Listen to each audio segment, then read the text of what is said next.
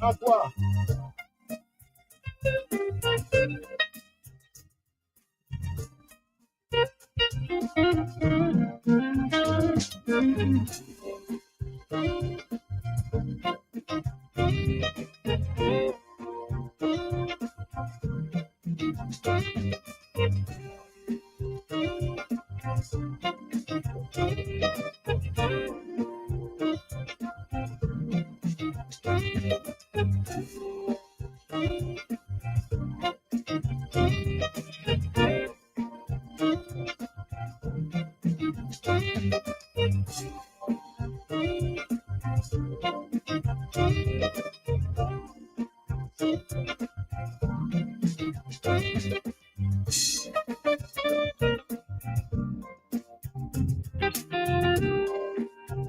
Say hi.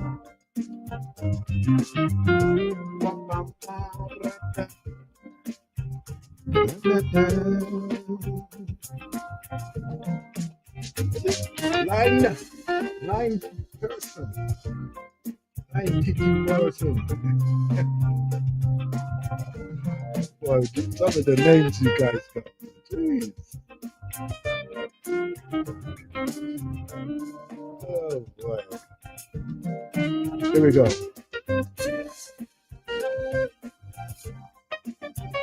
Simple.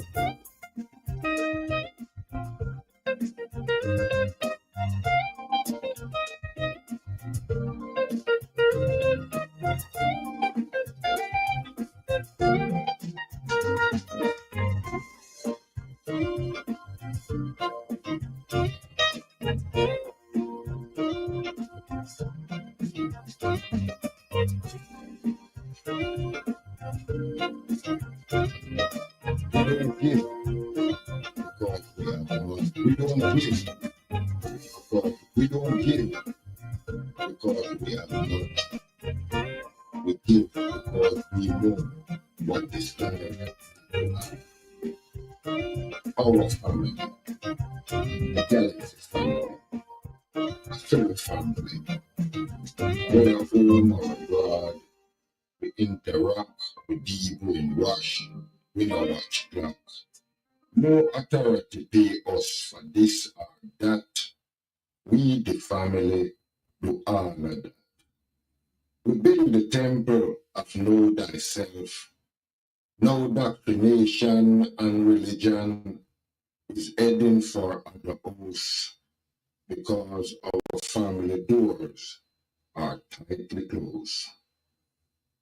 Our family, the Galaxy family, a Fairy family. Stargate travelers, information givers. We travel where others fear to go. Reggae, drum, calypso, soul, and jazz. Some other we add. No wicked and bad talk there. No gospel spell on the family turntable. And no Wazungu holiday we promote or cherish. Our family, the Galaxy family, the family. When we community walk, we hear good and bad talk. Tell me the last time you get cut off, even when you are slander the family with your earsy remark. Because we get you upset from the truth you hear, but some of that you can't digest. So you just hide behind those bitter, hateful texts. Active family, Galaxy family, our family. Although the ship been through many turbulence, some of them slip and slide, some lose their balance, no going around with personal grievance. Phenomenal. Don't touch that dial, no matter who you are, no matter where you are, no matter where and not me, not me, not me, not me, not me, not me. Yes, you hear the words Galaxy for we.net. Grand risings, one and all.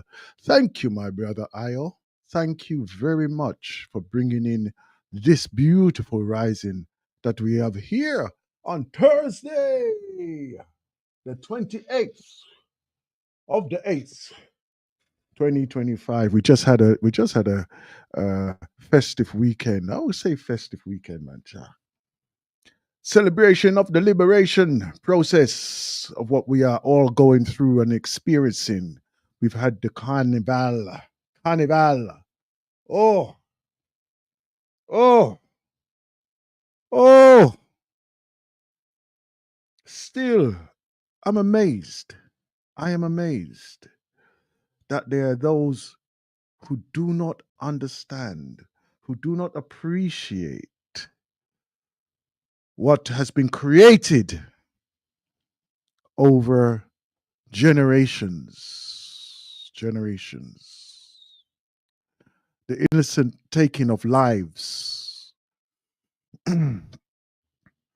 by the propagation of a negativity within its people to incite them to the level of where they are being frustrated. And I emphasize frust. The push. I emphasize that. I emphasize it. The frustrated towards what? Towards what's going to happen in the imminent future. How can you walk down the street, look on a person, and think the negativity of that person? And I've had it myself. I've had it myself. Something that I thought I would never experience. I would never experience again in my time, in my lifetime. I never thought I would experience this to the extent and the level to what it is right now. But we were. When we turn around and start to defend ourselves verbally, academically, economically,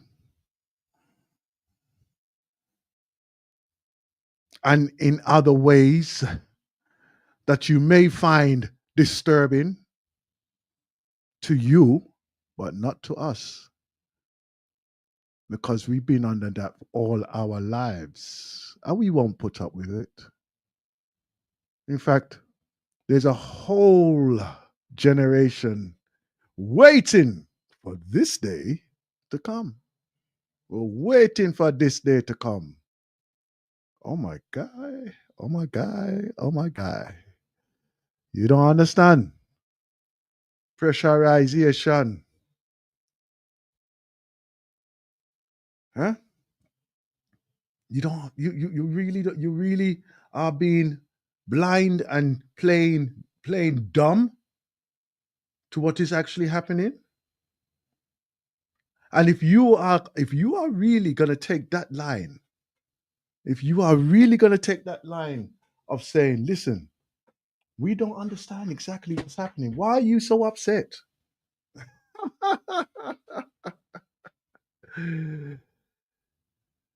There's no need for any questions, no need for any answers, because what you are actually turning a blind eye to is exactly the reason why we have an issue.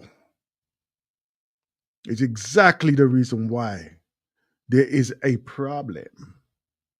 It's exactly the reason why you fear just my presence of standing there with confidence, with the surety of I shall have a great time and have a great life, and you are withering away in your existence. But still, we don't have to harp upon that, do we? My experience over the last 7 days. Wow, wow, wow, wow. I'm going to tell you something now, right? And I have to speak into this. I have to speak into this in all honesty. I have to speak into this in all honesty. If we listen to what is being allowed to be said and shared with others, we would be living and thinking in a completely different way to what others are allowing us to think in a free mindedness, free thinking, free will, free spirit. If we allow that to be the mainstay of the conversations that we would love to have, the conversations we would love to have,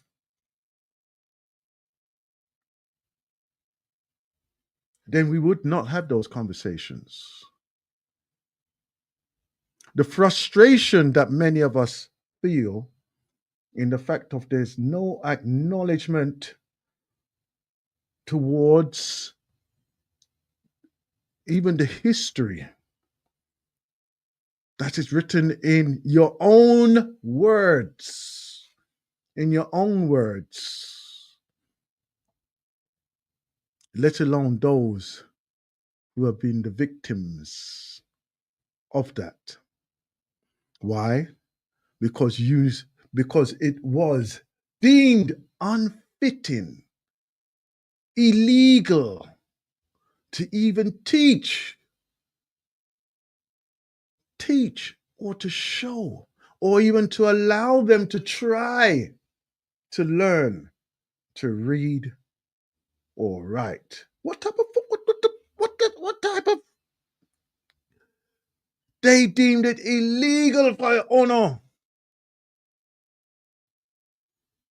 They deemed it illegal for you to learn not to learn to read, to play instruments.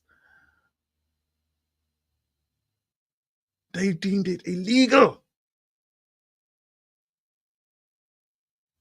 And hence, because of the frustrations, many frustrations over the years,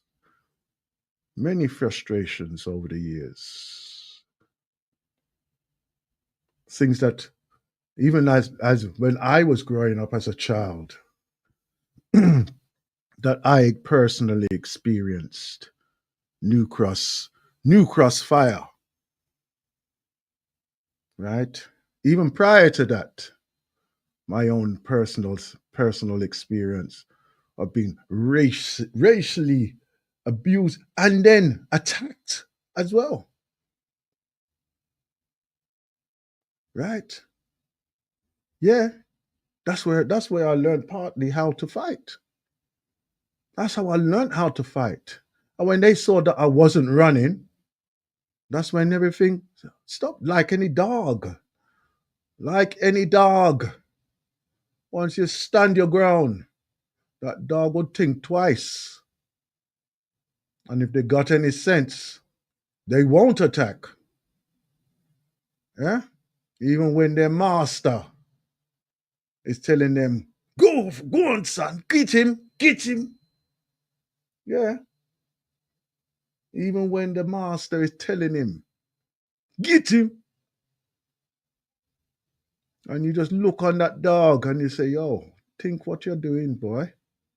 Think what you're doing. Trust me. And the dog will usually turn him head and say, nah, not today, bruh. Not today. And that's the way you have to go on. Especially with them, when they come with their foolishness, foolish behavior towards you. Don't let them come. And don't let them be the ones who are dictating to you. This is why I say to you, and I opened it today on the Blacknificent show here on the galaxy of FWE.net. This is why I opened it with the fact of, listen, you people out there need to be mindful of the brainwashing that is happening right here, right now, amongst all our own. You get brave, start chat foolishness, letting your lip slip. Letting your lip slip. You'll say that we don't hear. You'll say, oh, it's okay. Ha ha ha. Yeah? Watch out. You have been taken note of. You're on the list. You're on the list of permanent exclusion from any future endeavors. You're on that list. You hear me, Puss? You see, you see what you said now? You see what you drag me into? Huh? That's what I'm saying to you. You are on that list. And don't think you will ever come off of it. Because you never will. You never will. Right? Lines are open on 074 953 95360. And also on 0207, no, sorry, 0203 576 1786. Right. Also, you can put your messages into those messaging forms as well. And if you wish to join me on the conversation on the Tikiti Talk, that's no problem at all as well. Open discourse, right? What's been happening in the last 7 days? Let's put it into perspective right here, right now, so that we can clear our minds, clear our way for our midday meditation. We've got 30 minutes left of this segment here on the Blacknificent Show, here on the galaxy after we.net, live and direct to you all, each and every one of you. Following some of the build up to the carnival, right? And I would say, panorama. I didn't attend myself directly, but I just see what people are just filming and showing on there, right? Where are the black bands? Because it just seems like it's pure white people are going with them things now. Hmm? They're the Brazilian representatives, right? In the road in the procession, right? I think that was one of the first procession in the procession there, right? And their mass drummings and percussion things and everything there, right? And I'm thinking, whoa, it's like a sea of snow. What's coming down the road? What's going on? And we're talking about the white T-shirt that them are wear. It's like a sea of snow. And then I was looking and looking and seeking and looking, and all I can see is one and two speckles here, there, spread them in amongst everybody. I said, raw. I saw them a go on. I saw this thing a go on, right?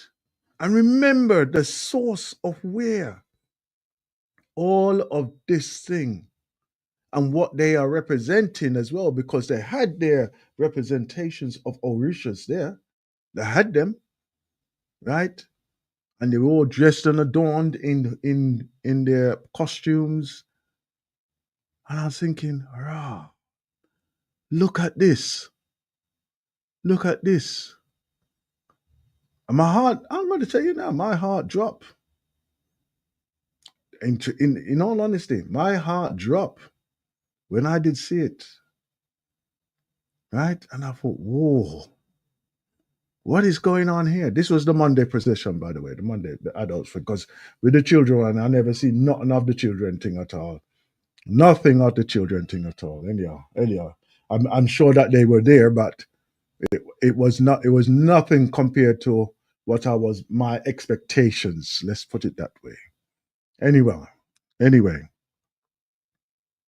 So I'm looking and I'm thinking, whoa, how this thing go on? How this could happen? And then I saw the odd, it's sporadic. It's very sporadic, right? But obviously, if you're there from the beginning, you'll be able to embrace the whole entirety of what's been offered and what the process and the different ceremonies that go through, right? Like the jub, right? And the juve, right? All these things that build up to what carnivals have been. So what I have been doing, obviously, right, is like I do it for my entertainment. I do it for my entertainment and part research as well, and looking at what or what the ceremonies have been over throughout the Caribbean and various places. And then what you find is that there's always some form of oppression or disguise or hiding, and then disguised with the calling of various orishas throughout the whole of the Caribbean and the ceremonies, and even to where it is still practiced even today, like in the Americas, various places in the Americas, right? Um, and also Brazil and everything. As when I say the Americas, I do incorporate Brazil within that as well, right? And you can see, you can see that there is that essence of that coming through in many ways, and like when I'm seeing this, obviously it makes you put it into a completely different context as to how and what is going on. Obviously, obviously, if you don't know, then you don't know, right? If you do not know, then you do not know. Thank you, right? If you do not know, let me invite you to come. If just have a little chat in there. If you don't know into what this is all about, then do your research. Do your research. Because there's many a person, right, who has turned around and they have said, right, that I'm not getting involved in all of that. It's demonism and devil worship and all them type of. And I think to myself, raw, where would they get that from? Right? And I'm going to refer to myself again. I'm going to refer to myself again, right? That is what I was led to believe, right? With my initial spiritual awareness, right? My initial spiritual awareness, right? You understand? Anything outside of that book there, the Bible, whoa, no, you can't do that. That's not right. That's not right. That's the wrong way to be thinking. But when you really go back to who, what, where, when, remember, where did the origins of that came from? And what was it? Is pieces, bits and pieces put together as a conundrum and presented to you like, oh, this is what our journey is. Right? Anybody outside of that, anybody outside of that is deemed as who? No, you can't be part of this. And even today,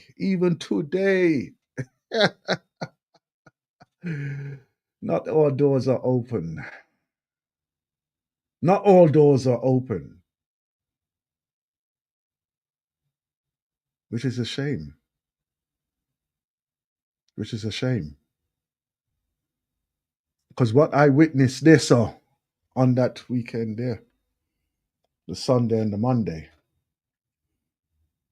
was probably one of the best opportunities. And you could hear it in the undertone of a lot of the types of music, types of songs that was being played. One love, one heart, and they're all singing in unison. We gotta make this world a better place. And everybody's singing in unison.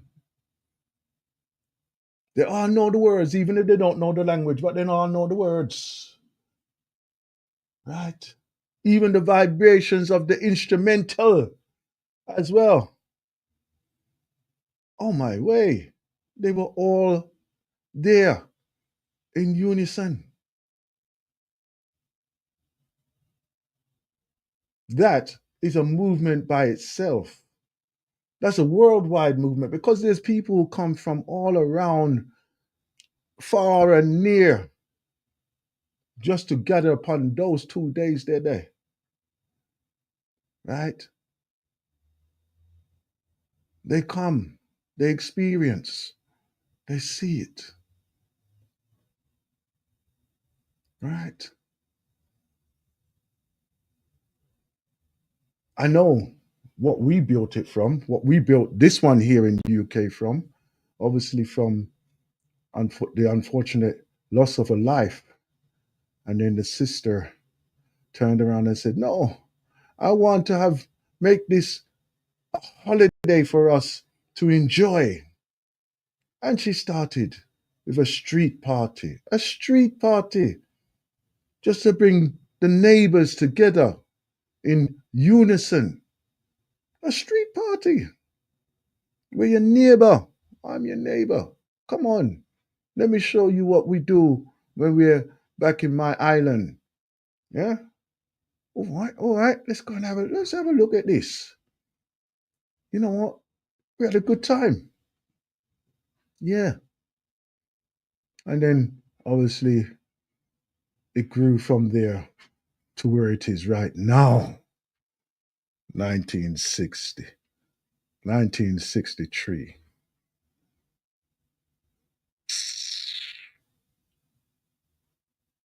What can we say about this now? Where it is right now. The only thing that the media wants to report over here is nothing about the joyfulness of what everybody experienced. You don't want to talk about that. You don't want to talk about the variety of foods that were sampled, the new businesses that were probably introduced to other people. You don't want to talk about that. You don't want to talk about how many young children came and experienced and had an experience, a joyful experience of seeing everybody coming together in a peaceful manner. You don't want to talk about that. No, no, right? You don't want to come there and say, you know what? There were some people there that probably it's the first time that they actually experienced being amongst other people like that. And they've came out of there with this, wow, I never thought this could be. Because remember, quite uniquely, the UK is a multicultural society, multicultural. And guess what? We get on with each other. We actually get on with each other. You could walk down the street of, of Britain, or some streets, anyhow, some streets, and you've got the world at your feet and your fingertips, which is kind of unique in some places to some places, right? Kind of unique, yeah. Obviously, they have their little differences here, there, and everywhere, but even with those differences, we can see that there's a way of bringing unity within our communities. That's what I experienced. That's what I experienced. The fact that the media wants to harp on, oh, look how many they arrested. They were targeting individuals. Targeting individuals. Right? Who they wanted to capture within the system and the rules what they are imposing on everybody right now. I could walk down the road and get capitulated in, or supposedly capitulated. I'm not going to say capitulated for real though. I could walk down the road and get captured up in their program, right? Of mass immigration or repatriation, forcibly. I could get to it, right? But you know something? That is what their agenda is right now. So therefore, that is what they are actually going to do. Right? It was pointed out. Right, with the amount of people that they arrested, they obviously couldn't have put them all to into like a police cells and everything like this, right? And what they probably did was hold those individuals for a said time and then release them at the end of the day, you know, which is possible because it's a tick box, and that was it, isn't it? So they got to justify their actions and what was happening out there. So obviously their conversation is, well, look how well we've done. Look how well we've produced. Well, look at the results that we got from us taking our action. Well, let me see you go do that in a football match. Let me see you take the same actions at a football match. I want you to go and do that, right? I want you to do that at some of these religious conventions as well. I want you to do exactly the same thing at a religious convention. Go on, go ahead, because it's the same people who's going there. Same type of people what's going there. Let me see you go do that. Yeah, you see, this is the thing. When the people are targeted, then this is what's going to happen. This is what is going to happen. But anyway, I didn't have any issues down there or anything like that. Nothing that I saw that was too out of hand that I saw. Apart from that, everybody was having a nice time.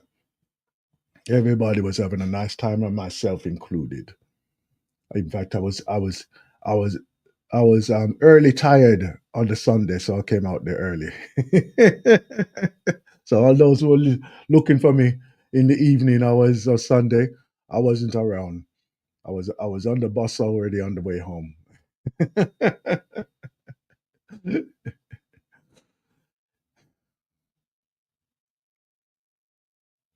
But let's use the momentum of what was created there. All those who had been attending that. Let's use the momentum of what was created there. The word of the day: unity, peace, and unity. How can we really utilize that essence, that spirit, the same spirit that we came there with? We came with a joyous, more joyous result at the end of the day. Probably made some new friends. Probably made, anyhow. You never know. Some of them probably make their life partner down there too, as well. You know, saw some old friends. I know I had some very good reasonings down there.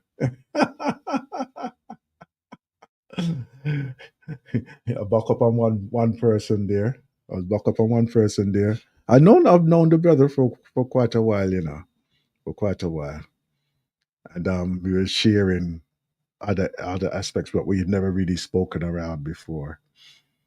We was there for about let's say like 30 minutes or so, just talking, and what we discovered that we have lived very, very similar lives. Very similar lives, you know, and without us even knowing it, not without us even realizing it, that we are living very, very similar lives. Children, interaction with family, friends, associates, business, everything, you know. And then when we line up, when we concluded, we could all we could do was just laugh. We could just laugh at each other, laugh, laugh, laugh. Just say, look where we did now. Where they are now. And we just move on to the next day, the next round. Huh? This is what the Blacknificent show is about. Putting things into perspective. Right? As I say, over the last 7 days, what have we done? What have you done? Right? You can come and share with us. We got another 15 minutes before we go into the midday meditation this strong here on the galaxy. You know? So if you would like to come and join me, you can do that on the lines that are open right now on 074-953-953-60, and also 0203 576-1786. Also, I'm going to give out this one as well on 0203-289-6504 as well. You can do that line as well. Come in and share what's on your mind right now. What's on your mind right now? Disturbing. I wouldn't say even disturbingly. Disturbingly. I know that they report it probably more often than not. And it's not to say it doesn't happen in other places, right? You have to realize that the media is its own mogul, right? The media is its own mogul. So therefore, what they will do, they will say what they feel is going to be something that's going to bolster them, and and obviously the local to make the local leading parties look good within themselves or for themselves, right? Now, in the island of Jamaica right now, they're leading up to a flash election. I'm going to say flash election because I don't know. They can just say what in certain weeks we're gonna have an election. No build up, nothing, right? So obviously there is a massive agenda on the line, and I feel that it is kind of underhanded the way how things are being handled over there, and it's very haphazard as well. Now, again, just for research purposes, and because obviously having interest over there as well, to find out who, what, and where, what's going on, and what's the potential of what could be happening. Right? I asked the question. I want to go to coach there a couple of minutes on this. I asked the question of where is the proposals of I'm trying to think of the word now. Oh, anyhow, they have their agenda to write out. Each of the parties, them, right? Manifesto. That's it. Manifesto. Well done. Well done. Thank you. Thank you. Yes. Where is the manifesto? Because I don't see no manifesto being released. Right. So obviously I went on to some of these social media site them, and they were in discussion about this, and there was obviously, there's some people who's extremely enthusiastic about their party and everything, you know. Basically, you would think it's them who's actually putting themselves up for election. The way how some of them are so enthusiastic about their party and everything else, you know. Anyhow, you think football fever is one thing. You want to go and talk to a Jamaican about politics. anyway. So I asked the question. Where's the manifesto? Where is it? I haven't seen anything of the manifesto. Right. And then just respectfully as a side uh, question, and I wasn't talking into anything that they were actually speaking into at the time. And then I explained what my intentions are, right? And could they see a possibility of me actually fulfilling these things out there under the current one or the current pending party leadership? I said, well, there should be no problem really. What why do you say that? And I said, well, the fact is that the bureaucracy of just registering a place, right, which is for the community, registering it, right, is a total shambles, right? I said, even for those who we as diasporians, right, and non-residents of the island, right, paperwork and everything like is absolutely nonsensical. Us trying to get any paperwork out of them people because like it takes literally years, you know. And then obviously the conversation led on to corruption, corruption, and the outcome of that they both on both sides said, well, that is how things go.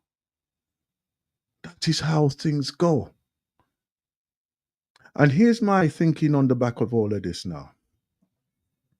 If they are, and they're not political members, they're not party political members, I think, but they are members of each prospective party. And if they're thinking that and they're saying that that's how things go,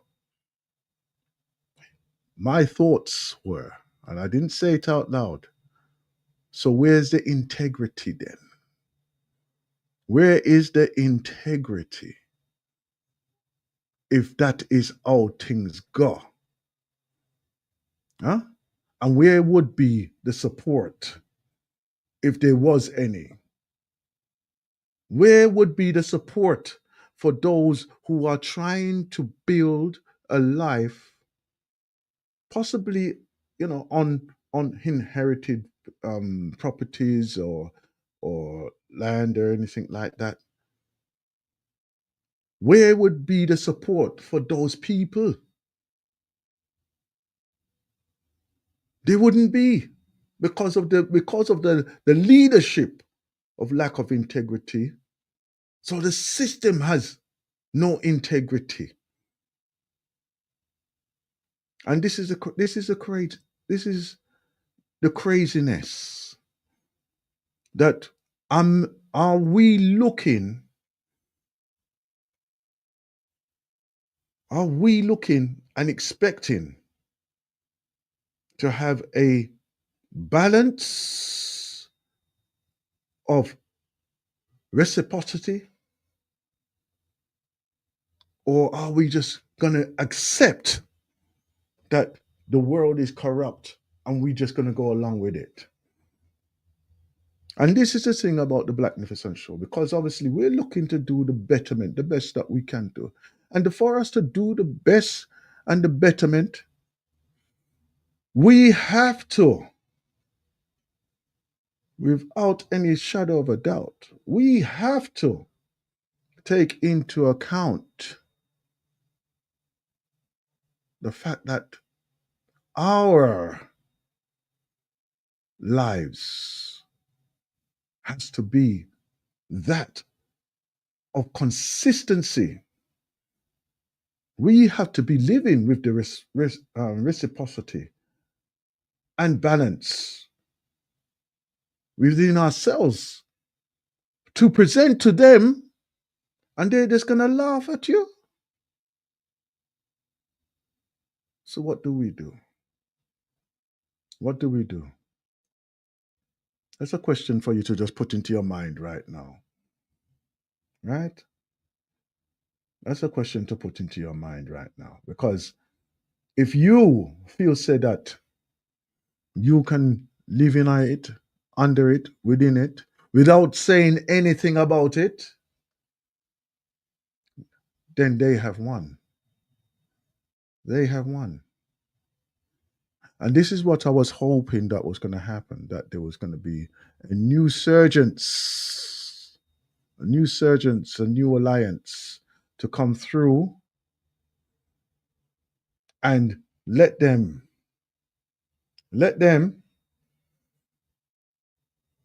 take over from the old guard. Because both of those parties over the last 20 odd years, have shown their worth. And even now, they don't even speak with any strength. It's like a toothless dog right now. Pure bark. Pure bark and whining. Pure bark and whining. The teeth them gone. Hmm? Just give them soup to suck upon right there, sir. Right now. Yeah? But that's just one it's just one system. And then obviously on the back burner of that, they're looking for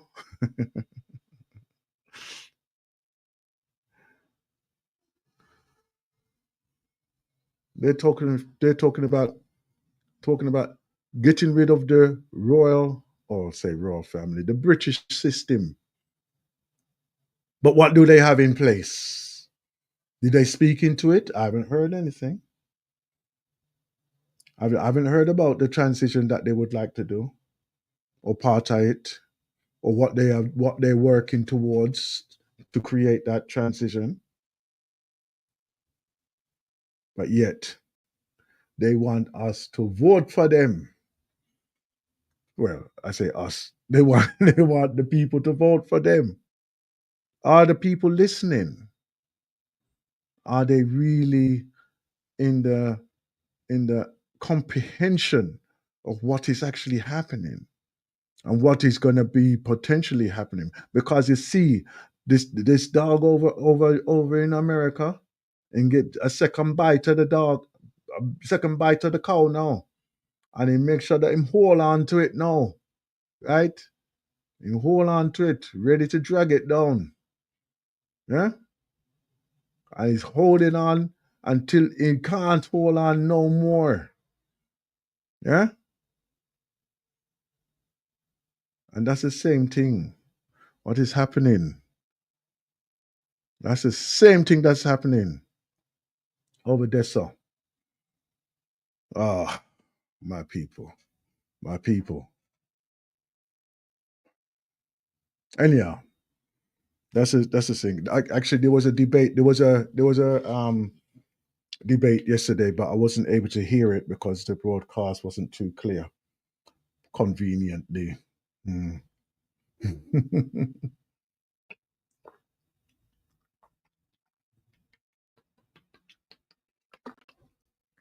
Yes, conveniently, the broadcast wasn't too clear. Anyway, we're reaching the midday point of the program here on the Blacknificent Show on the galaxy of we.net. And what we do now, we come for our midday meditation period. The midday meditation is a point. Is a point of where we can actually have a clearing for ourselves here. Personal journeying, whether it be health, whether it be for just our mental disposition, whether it be for those around us who are going through some ailments, just to give them a mind of thought as well. Do some personal planning as well. Here on the Blacknificent Show, we give you that space right here on the midday meditation. So what we do, we start with the power of the breath. I'm gonna give you a little jazz start off this one here to kick you off. Hold on. Here we go.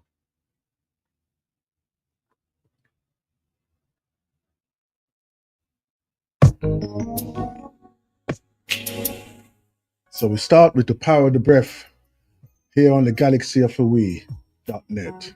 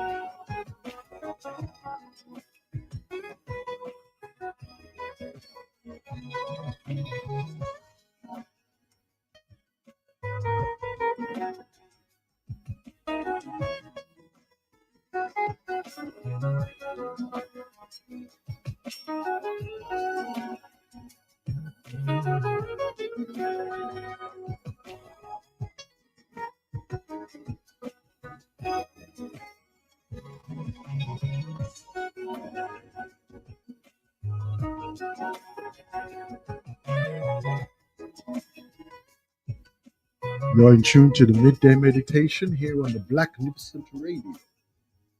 Africa is love. Whoa, hey. Mother Africa, Mama Africa. Africa is love. Love in every means. Africa is soul. Land of kings and queens. They don't want the youth to know the truth. They don't want them to reap the fruits. Don't try to make us so confused, but in here we will never lose. Africa is love, love in every means. Africa is home, land of kings and queens. Africa is love, love in every means. Africa is home, land of kings and queens. Jah provide us food, so every man must eat. He left the throne, and we must take that seat. Mama Africa, I need your love. Mama Africa, I need your heart and soul. Mama Africa, I need your love, I need your love. Mother Africa, I need your heart and soul. Africa is love, love in every means. Africa is all, land of kings and queens. Africa is love, love in every means. Africa is all, land of kings and queens. need my peace of mind to let my wisdom shine. I need my peace of mind to rule this throne of mine. I said, I need my peace of mind to let my wisdom shine. I need my peace of mind to rule this land of mine.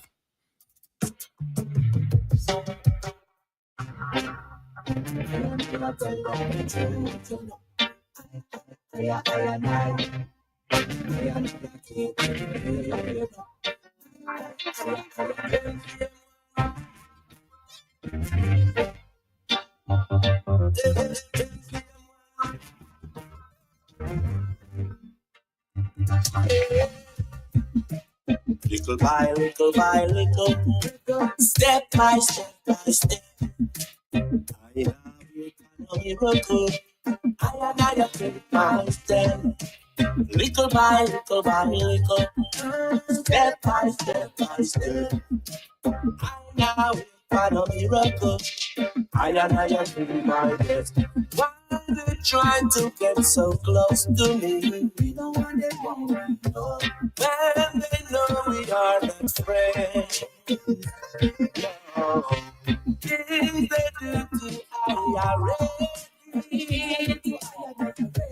Better when they do that to me again.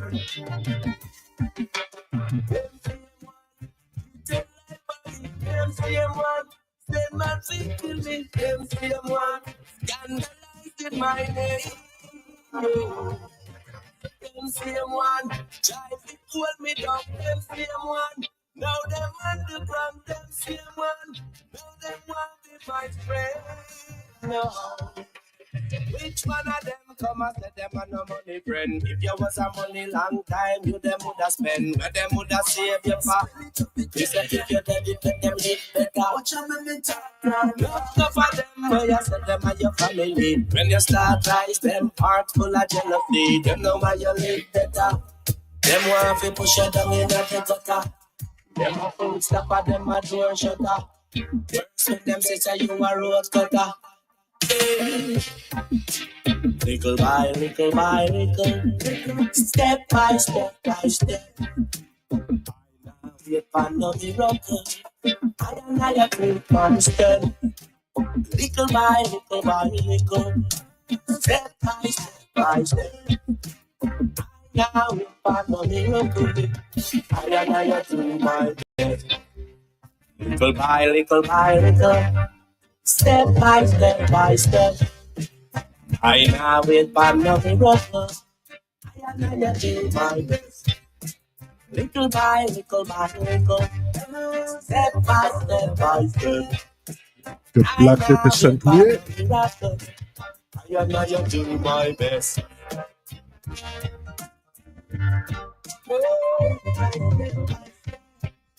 Ease into this now.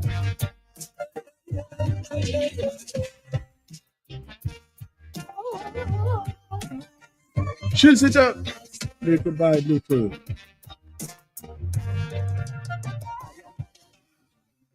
Yeah, I'm telling you.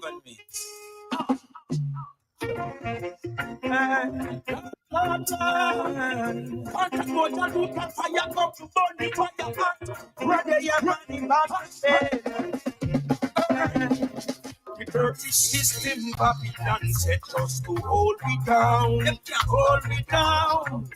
All the shackles and chains and barriers, we break it down, break it down. The dirty system, Babylon set us to hold me down, hold me down. All the shackles and chains and barriers, we break it down, break it down. We tell them with birds, son and power, Babylon dead the power that we discover.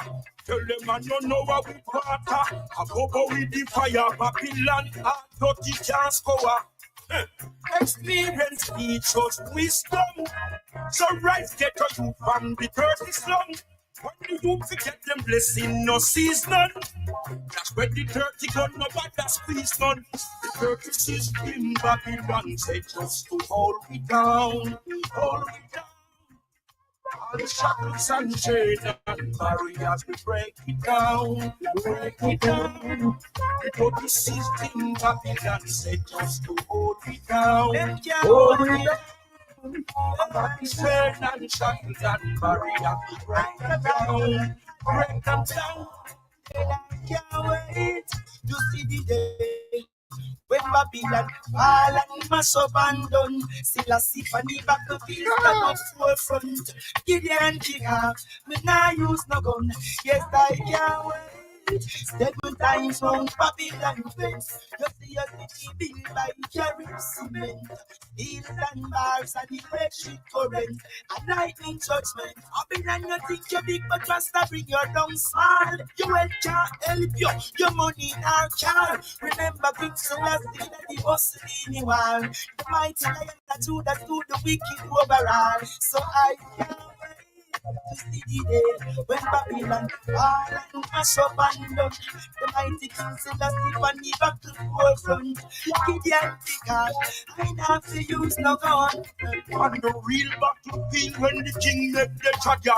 Why said the band but Selassie Ayakaya. Marcos Prince Emmanuel, them happy with that. Respect me no nigga, she happy with mama. Them a breathe but them a practice, them no love one another. Them evil, me here say them a swear against the mother.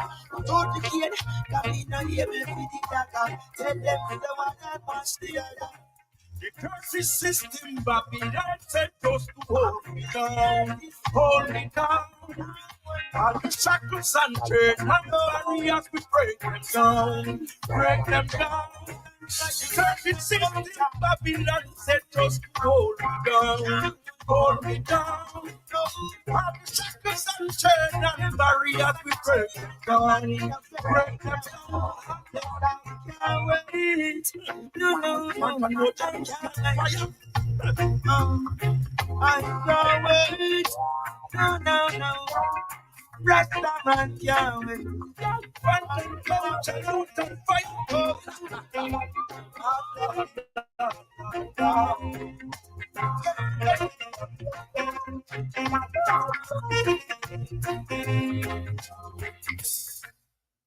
Yes, I. We can't wait no more. There's no reason why we should be.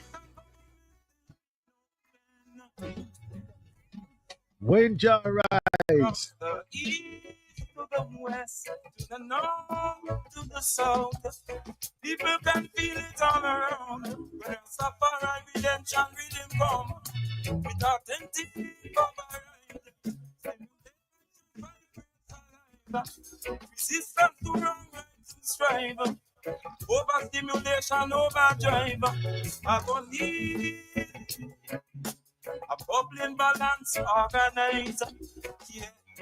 When Jah rise, when Jah rise, when Jah rise, when Jah rise, when Jah rise, when Jah rise, when Jah rise. Real things that I see are the Prince of Peace. In a tough conditions, I keep my mind at ease. No more wrong or right or rebellion cease. No eye for an eye, no more blind belief. There is a reward for the meek who steadfast in a love, let righteousness increase. Just like those that at the river flow, we shall say, sleep on the mountain. Almighty Jah, who is partial to none, raineth upon all, receive it rainwater for the body install, moisturize your circuitry, stand tall and don't fall. Recall the reason that the sun serves us all, and the earth is the Lord. I go need a bubbling balance organize. Yeah. When Jah rise, when Jah rise, when Jah rise, when Jah rise, when Jah rise, When Jah rise up, whoa, now. When Jah rise, them not still nothing yet.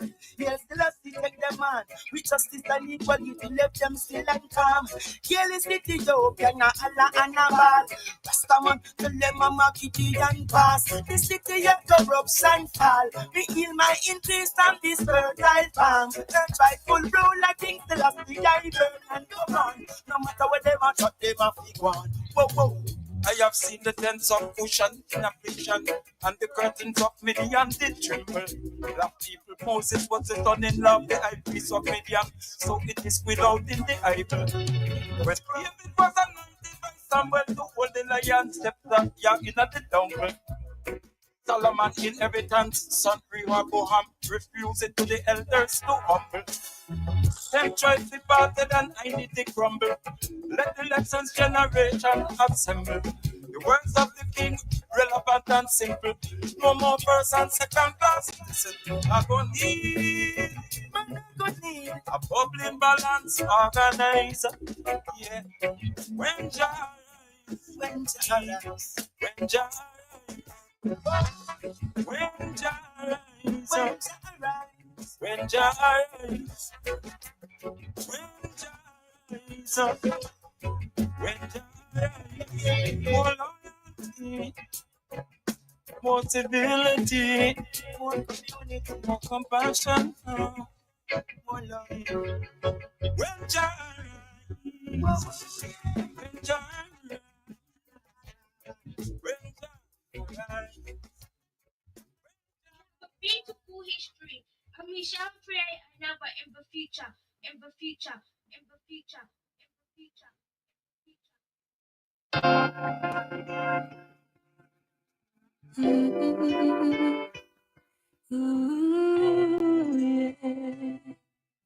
Yeah. Let me paint a picture. I show you exactly how I feel right now. Yeah. Yo, it's been feeling like summertime in my mind, but no sun. Really, I'm trying to say it's no fun. And I've been trying with my mind to hold on like I'm out of time. But the show must go on. Everybody says you fine, you're so strong. Anyways, put it all in your songs. But when do I get a chance to be me, to cry, to feel weak, to breathe, to be free? This shit is serious. All this pain, so tired of feeling. Every day's the same, can I be rid of it? Confusing, no, confusing, no. That this shit is serious. All this pain, so tired of feeling. Every day's the same, can I be rid of it? Confusing, no, no. Really sat and flat a plan away the pros against the cons. Say, yo, them wouldn't understand how much it takes to carry on. When your mind's under attack and you're giving all you got, but you just can't make it stop. That shit will hold you back. I keep giving thanks for y'all the realest helping hands. Say, protege you one more time, so many times to keep you strong. Like Leela, please be wise. Don't be your own demise. I need you to survive and keep this thing alive. Shit is serious. This thing's so tired of feeling. Everything's the same, can I be with you? Repeating knows, repeating knows. This shit is serious. This thing's so tired of feeling. Everything's the same, can I be with you? Repeating knows, repeating knows. Damn, this shit is serious. All this pain, so tired of feeling it. Every day's the same, can I be rid of it? Who feels and knows, no. Yes, it gets serious. All the pain, so tired of feeling it. Every day's the same, can I?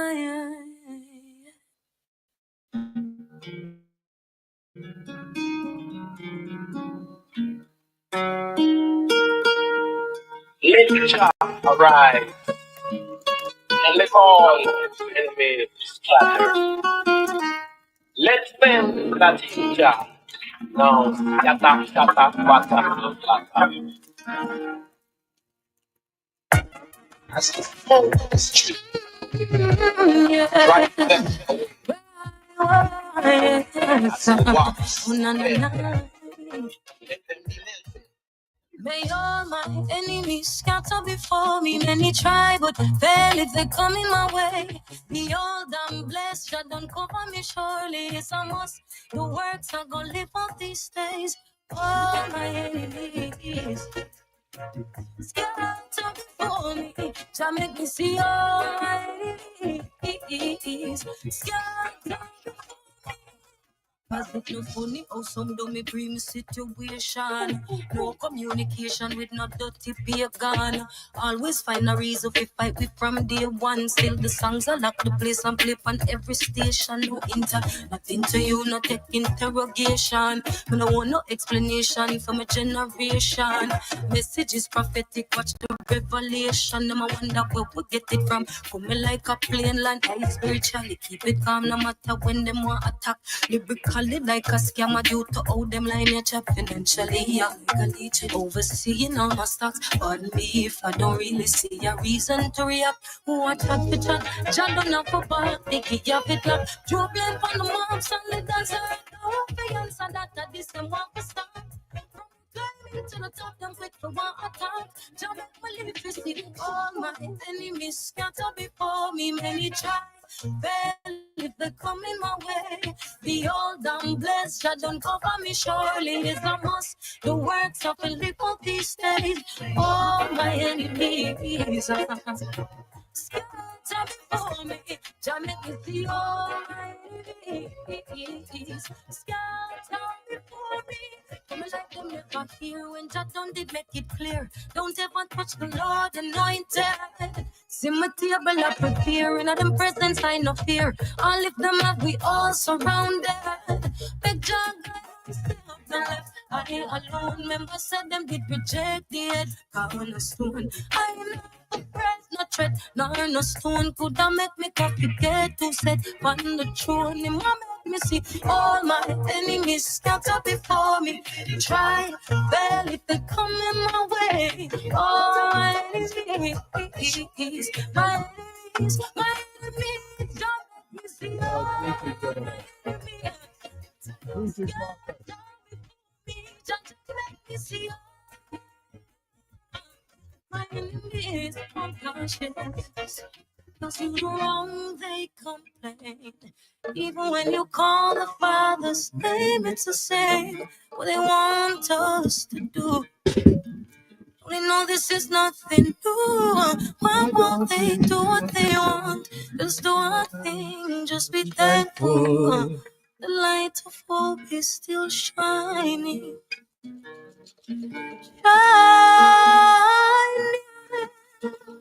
Yes, that's it's our midday meditation this strong here on live on the galaxyofwe.net. How you doing, my brother? you finish the walk? You finish the walking? Hold on. Let me just bring you up. Let me bring you live on there to you, man. Yes, I. Thank you for the accepting the invitation to come live. Oh, all right. Let me see. Can it come up? Your volume's not on properly. I don't know why. How's that? That's better. That's it. I got you now. Welcome to the Blacknificent Radio Show. I'm on it. Thank you for having me. Listen. I was. It was only this rising that I come across your live broadcasting that in on the TikTok. Yeah. Okay, that's weird. So Okay, cool. so but I was what I do. I usually give people like the time and space, but immediately there was a connection right there because it's very similar things to what I do, and what my journey journey is. And as I say, like the contents of the show is basically self empowerment and living at a higher level, I love that. and try to maintain that.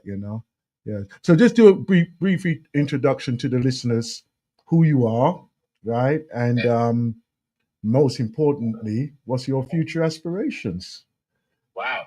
Okay. Well, hello. I am Marcus Joseph. I'm from Leicester.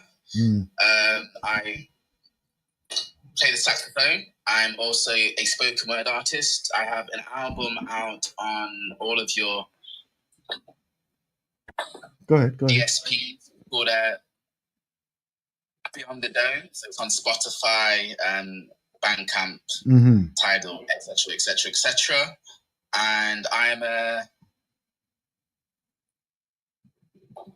musician. Basically, all over the world. I've in Austin, Texas. I've played in New Orleans, and my latest gig was last week at Ronnie Scott's. I had two. Ronnie Scott's London. Ronnie Scott's London. I had two, yes, in London. Wow, I had two excellent. sold out nights. It was amazing. Oh, man. And my aspirations for the future is to have a school, basically, for young people and teach music, economics, and self-empowerment and confidence, basically. Let me ask you something. Was you reading my profile and listening to some of my programs in the past for you to come up with an answer like that? I've never done that before. And again, I felt that connection. If I was to reach around and bring out my diary now, and I basically I got a book. Right? The diary and journaling in there. And that is probably one of the things that I am actually aspiring to myself. There we go. It's there we go. You know, you find like-minded people as soon as you're on that vibration. Yeah, you know, track your tribe. They say your vibe.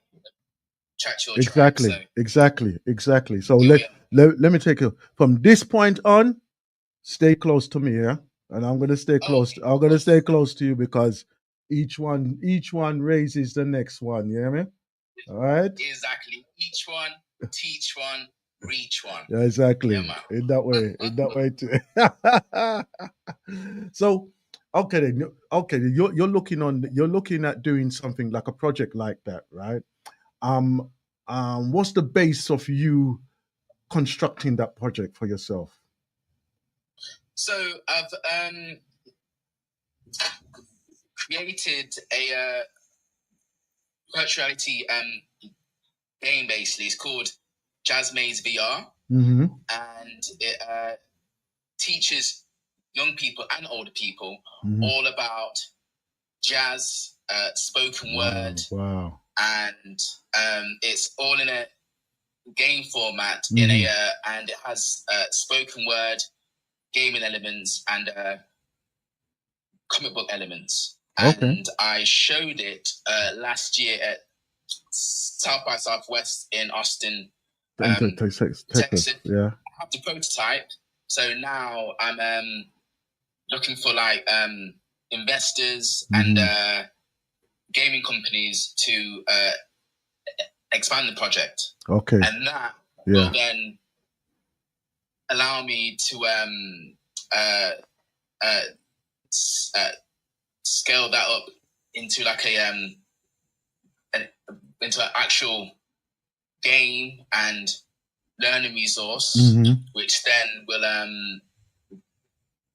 build into a book, which then will build into a board game, which then will build into a online school, and then after that, I will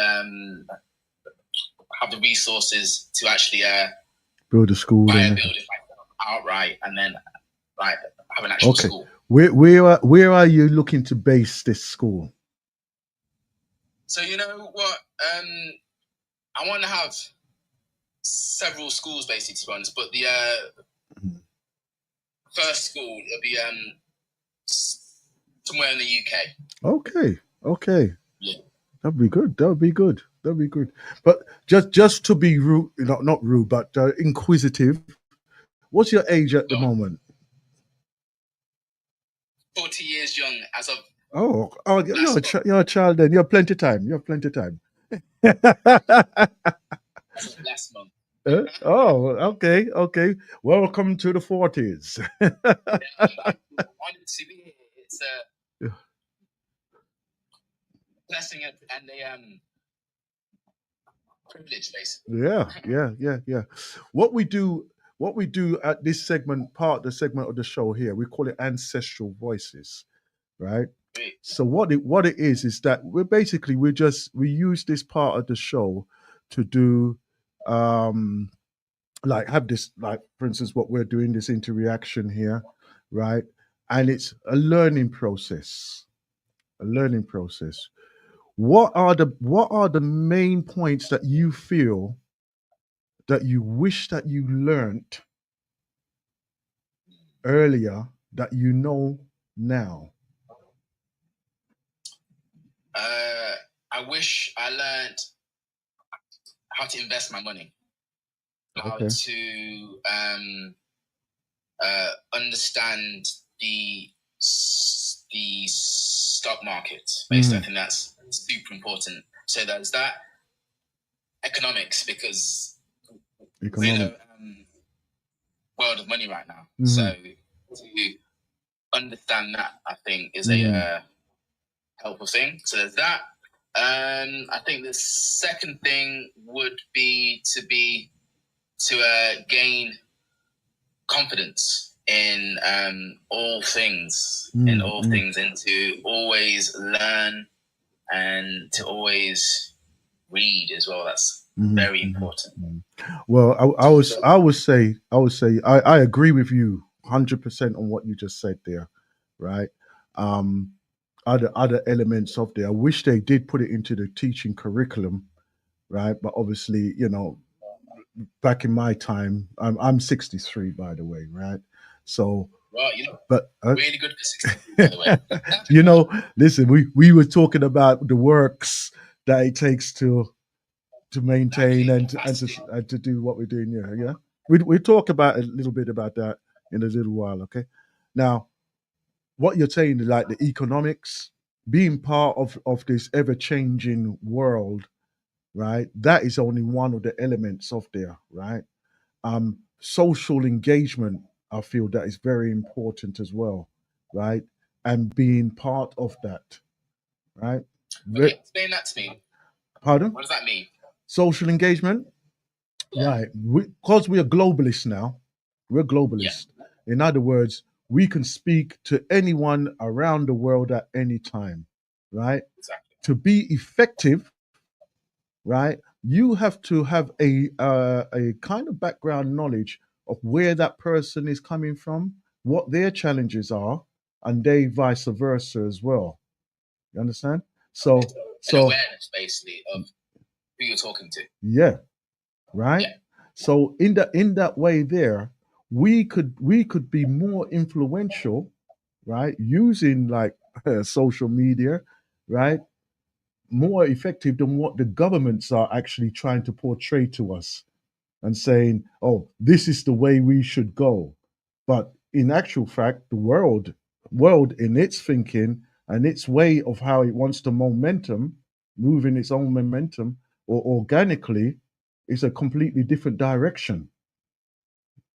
Yeah, I agree. You see? So in that way there, I feel that there has to be that evolvement in the future, right?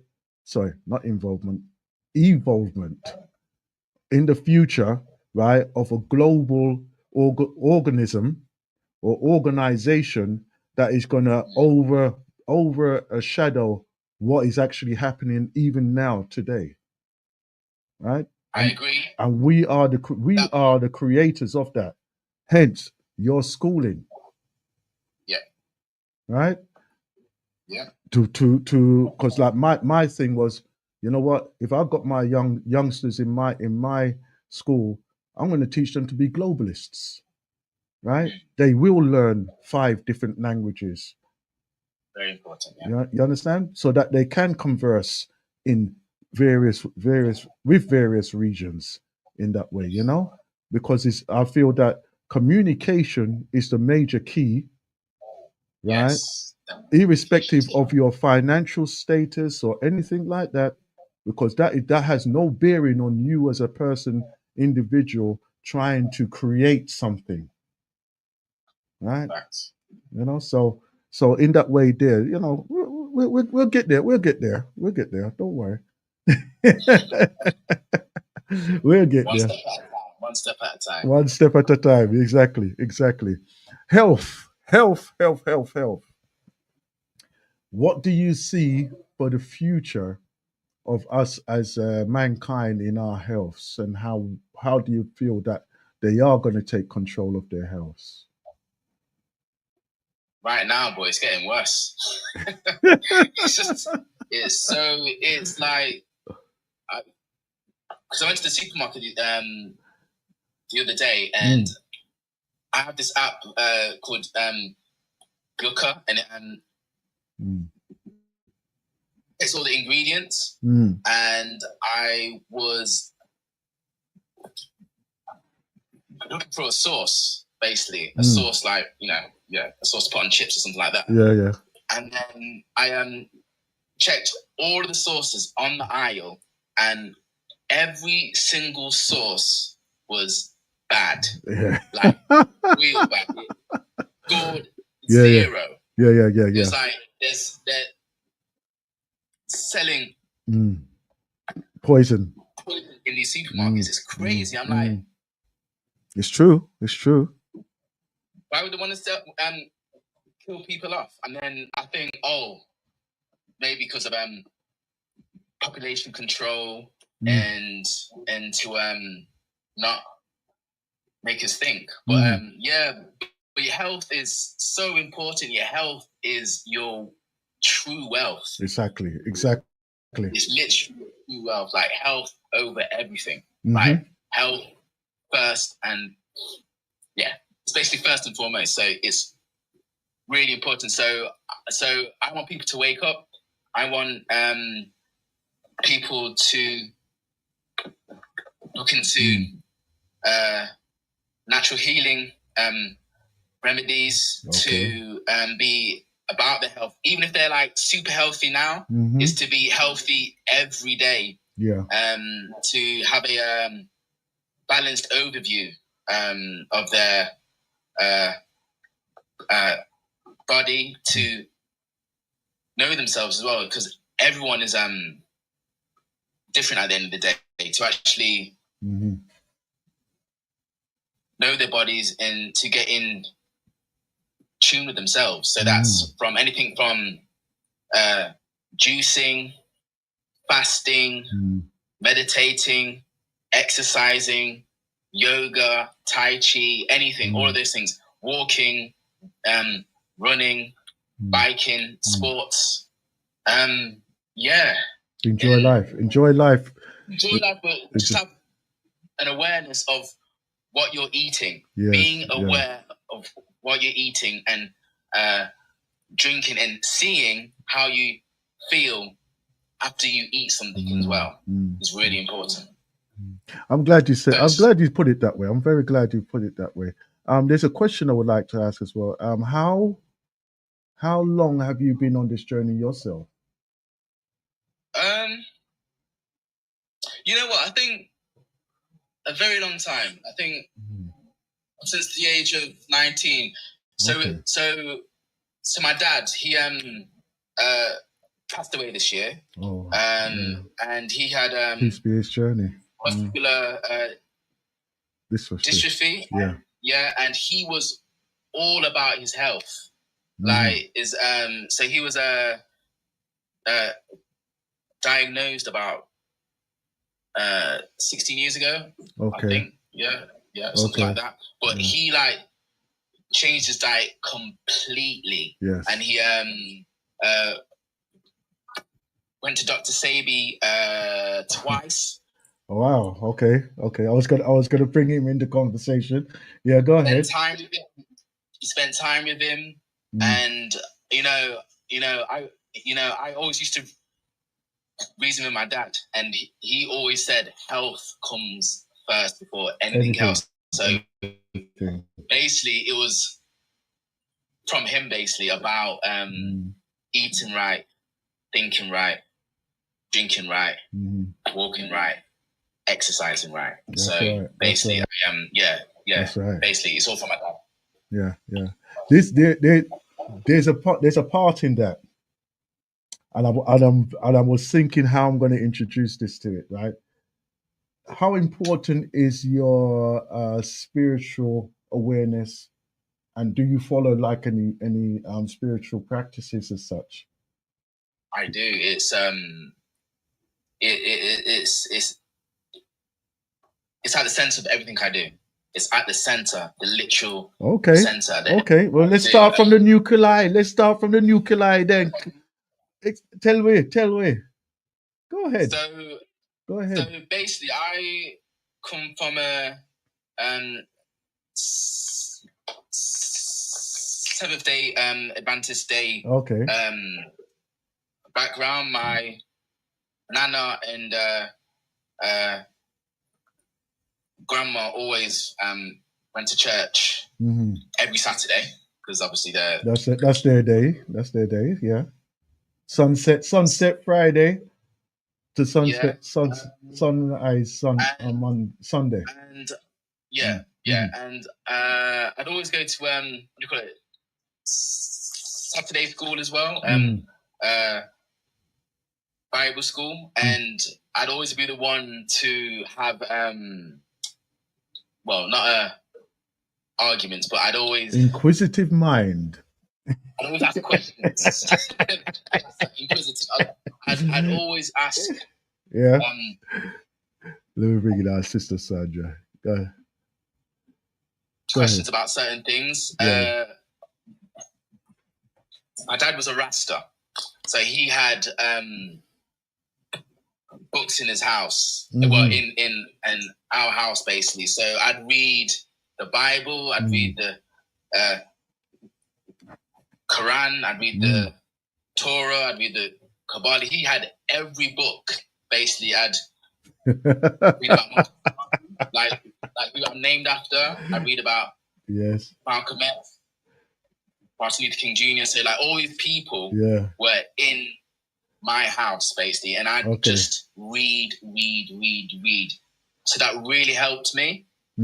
As of this year, last month, I spent 2 weeks in the Amazon rainforest where I did ayahuasca, basically. Yes. And before that, leading up to that, I'd done a Vipassana 10-day silent retreat, and that was deep. That was very deep. That I think that would be. You have to be in the right environment to do that, right? Because you could think, oh, you know what, I'm just going to lock myself up for a day or two a day. And the thing is that there's noise. There's so much like environment noise around you. You really can't get to that centerness of quietness, isn't it? Exactly. Yeah.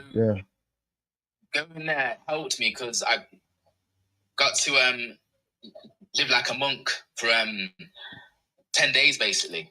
Excellent. That just opened up my third eye and deepened my meditation practice as well. So I did that. I was doing hot pod yoga, which helped as well. Kundalini yoga, gym, exercising, all that helped my experience in Peru last month in the Amazon, where I did Cambo, Bufo, Harpe, Rape, and then ended on ayahuasca, and that was just amazing. An amazing Oh my experience. word! Oh my word! Listen, my brother, you would never believe, sir. We just met randomly, right? But it's true. Listen, listeners, it is absolutely true, right? What you're explaining there, right? I'm hoping that you're gonna you have documented this and you intend to share this with the world, right? Mainly because each individual, and I'm encouraging you to do this, right? And I'm sure our sister Sandra, because I've got a co-host, right? But we're on a different platform. She's residing in Jamaica at the moment, right? Yeah. Right. So Jamaica. exactly, right? So, but like what I do encourage you to do, right, is get it out there so that people can share your journey. You That is understand? the aim, my brother. I'm actually looking for a producer right now. That is the aim, because I've got all this material, and I've done a few bits on my own TikTok page as well, where I've actually documented me actually taking Cambo and things like that. But I want to make like a documentary. Fantastic. And I'm gonna apply for the PFI and Channel 4 Future Takes Fund, basically, to expand that idea and to speak about nature, to speak about healing, to speak about grief, to speak about health, and to speak about psychedelics from a Black perspective. You're reading my script for today, aren't you? You're reading my script for today. Because well, when our sister joins us, we're going to talk about obviously the culture was happening over there in Jamaica, even at the present time, and also about well-being, health, mental well-being as well, right? And in doing that, what can you do, and how can you enhance that? We was off line. We were speaking about like the practices that we've done and the things that we participated in previously. Like obviously I was staying in the Netherlands for a considerable time. So in there, I was participating in the menu over there. You know. Okay. Yes, I got you. Right. I Right. got you. Right. Yeah. If you're on Rasta, you know that talk. In the menu. Yeah. And even on there, I just said I can't use the stuff what they have here, because you can taste the quality is just totally no, and it doesn't affect me in the way how I would expect it to, and then like the various ways of how I would use it, like steep it as tea or put it into like ointments and things like this as well, so it's not just the one way of how it's usually used. I would use it in other ways as well. You understand? Right? More of a medicinal and sacrament type of practice. Exactly. It's for healing purposes. Exactly. In that way, there I've been able to put myself as part of it, right? But at the same time, like what I do with the show, I do use myself as an example in a lot of the things that we actually cover, right? Mainly because we have to be authentic with the material that we're putting out, because we can gather information and everything else, but to live it and do it and to share it or share our journey, I think that's imperative right now. That is absolutely imperative right now, because if we don't show the authenticity of what we're doing, it gets lost in the commercialization of a lot of the things that we are doing. So we may as well put ourselves out there as an example of what's available and what's possible as well. You know? Exactly. I think it's in us already. I think we've lost it, and all we're doing right now is all in us already. Like all of these ancient practices and things like that. It's all part of us. It's in our Exactly. DNA already, but now it's just been lost. It's been taken out of us, but now we're just slowly waking up again and actually think, actually, that's me right there. That's my ancestors. Exactly. That's my ancestors. One of the things, I mean, I'm very glad you said that. We're in the process of reacquainting ourselves with the pathway, right? I feel that it's going to take literally that generation of total disconnection from what it is now. Yes. And like what you've done, you put yourself into that state of monk environment where you could isolate yourself. Literally, we would have to raise our youngs outside of what's here, right? Most definitely. And then own farm. And then present them back as what we see as the next level of who humans can be and who we can be as well. I don't know if you're familiar with them, but the Israelites, the Hebrew Israelites. Yes, I'm familiar with the Hebrew Israelites. Right. Now that is like that would be like an initial step towards that type of thing for me, cool. Right? And then obviously a further step would be, total like autonomy away from, and then obviously, to provide a society and a living place for us to develop would be my utopia. Right. But I'm not saying everybody come along, get into this or whatever. But yeah, exactly. The door's open, but we'll have to vet you on the way in, because it's not everybody, it's not any and everybody we're taking in there, But these type of things, I know that we're jovially talking about it, but this is possibly a thing. It is possible. Anything is possible in this world. And that's just it. It's to remind those. Okay. To remind those who are here now the possibility of what's available to us, Exactly. And I think a lot of us have shut ourselves off from that, right?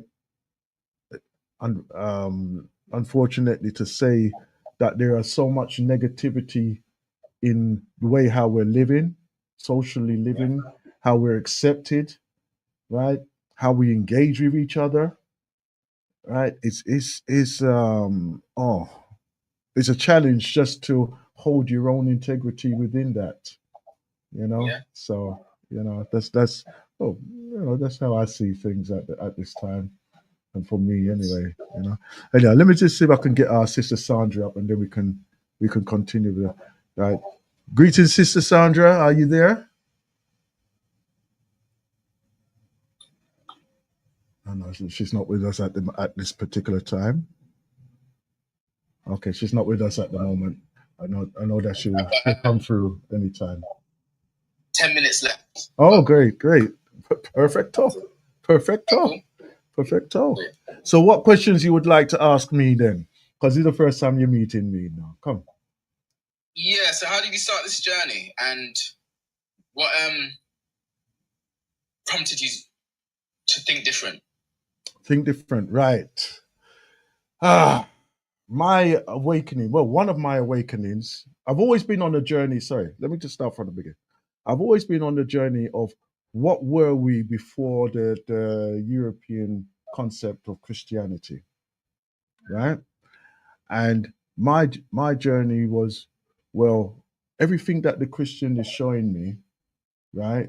They're saying is demonism, but not but as far as I saw it, that anything black was demonized, right? So, and that's basically where I started. I was about 9, 8, and anything that they were showing me was always with this white man, right? And I'm thinking, well, where's all the black people then, right? I did. This is how naive I was. I didn't even know that the journey of Jerusalem and Israel and all that was in Africa. Yeah. You understand? They don't say that, do they? They don't. Say that. It's only when you actually The Holy Lands. look on the map, like, oh. The Holy Lands. That's it, right? Yeah. So obviously, after my awakening, and I came up in a time, very fortunately for me, right, that I had the Black Panthers, I had the NOI, right? They were they were merging um, uh, organizations at the time, like in my area, in like the Brixton, South London area, Yeah. So when as I was growing up now, these were my questions in my mind, right? And of course, when I approached the elders of the congregation that I was attending, right, they said, "Oh no, you don't need to know about that. This is what you're gonna have everlasting life and all this." And I'm thinking, yeah, but I don't see me in there. Where is me in this? You understand? So my mind and my heart was moving away at that time, around about 15 or so, and then I started to read about other things. Obviously, Malcolm X was a big influence. Marcus Garvey.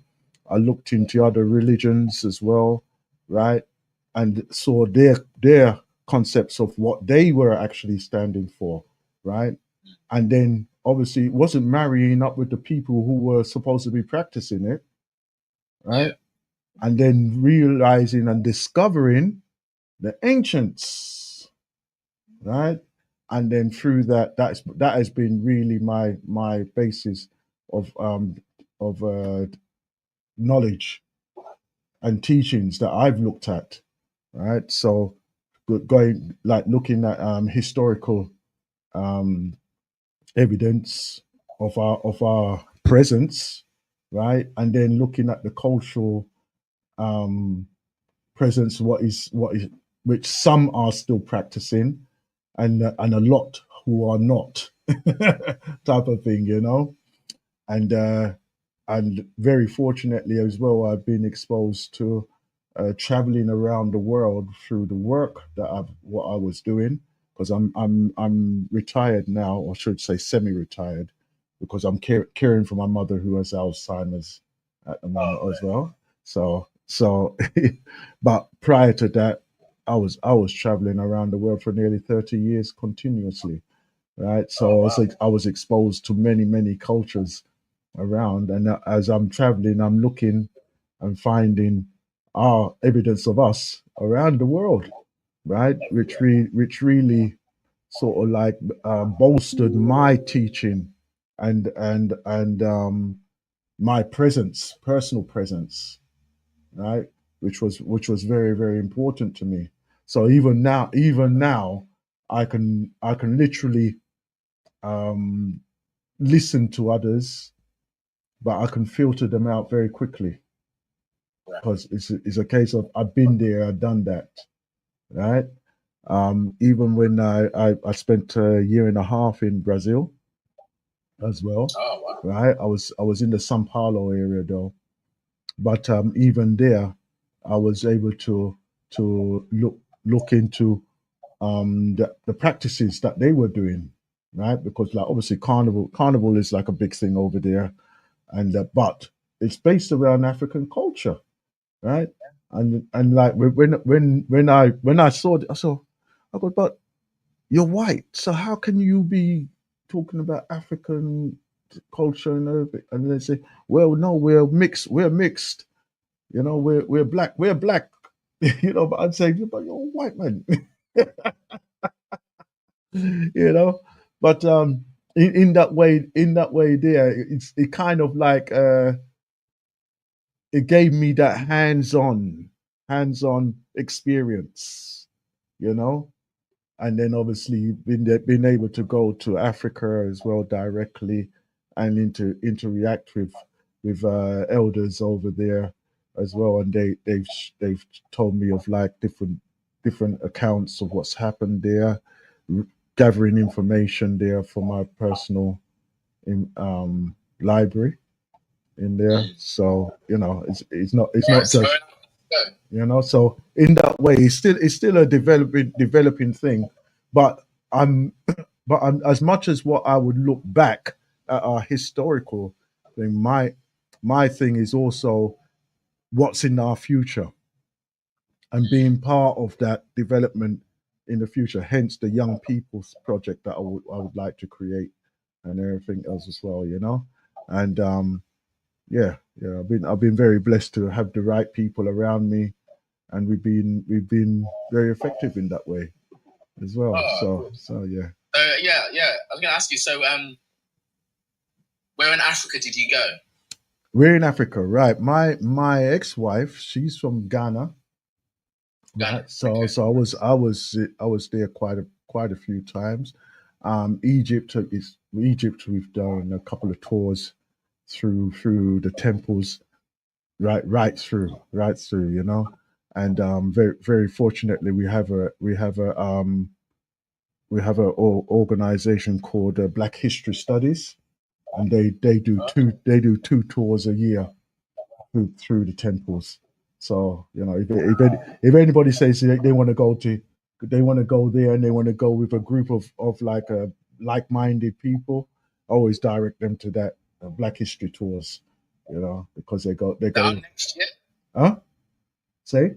Is that on next year? They do twice a year. So yeah. Because I need to go to Egypt. I've not been to Egypt yet. You I've haven't not been been to to Egypt? Egypt yet. Well, if you want to be blown away, that's the one I would say. Right? That's the one I would say. Go Black History tours and join in the crowd there. You know? Yeah, that's one I would recommend. But where else have I been? Kenya, Zimbabwe, where was it? Gambia. Yeah. Gambia. Yeah. Those are the ones. But one of my things on my bucket list for a long time was to tour the continent of Africa. You know. Yeah. To really just like take a year or two, just to tour. You know, and see for myself. What Wagwan Africa. It's a big place. yeah. It's a no. There's I realize that, but like, you know, I would love to go and experience what's going on out there, even for now, and possibly what's in the future, because there's a lot of places that are not spoken about over there, right? The developments that are there, right? Obviously the intelligence of the young people, the new generation that's coming through, and it's not all war torn as what they depict in a lot of the medias over here. But you know, and then just to be part of that, what's going on, you know what I mean?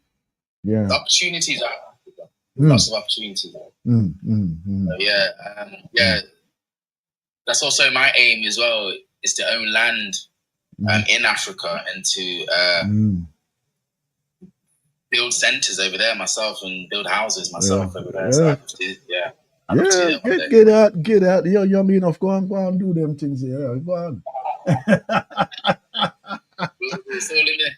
Yeah, yeah, man. No, that's brilliant. That's brilliant, man. Because like, if we, for somebody like yourself, and I'm very glad that you're thinking, and you're focused on what your actual mission is at this time, type of thing, and let that be like your main like purpose, even right now, just to work on it continuously and consistently as well, in that way, so. But I'd say I'd love to hear what's happening in the future. Please do not disconnect from me and lose me, right? That's it. Just message me. Look, I've got a project coming up, and I would like some I'll have to no. I've got some projects coming up, so I would like, some support or something like that. As I say, we've got a station here, right? Established for over 40 years here. So, that's what I would like to do for you, yeah? Definitely. Okay? All right, brother. All right, then. Thank you so much for our little chat. Yeah, man, I loved it, man. Thank you. Yeah, thank you very much for joining us on the Blacknificent show this song, right? Marcus Joseph there, right? So he's gonna be one of our correspondents, global correspondents. So Wagwan. I'll be there. Yes, I'll be the correspondent, the official correspondent. Yeah, man. Definitely. Yeah, man. Just keep us up to line, what's going on and everything. Yeah. Okay. Yeah. Cool. All right then. Thank you so much. Thank you. Look at that. Just as I say that, our sister Sandra comes in. Greetings, Brother Aston. You were hearing our brother Marcus there. Yes, I was hearing Brother Marcus. Oh.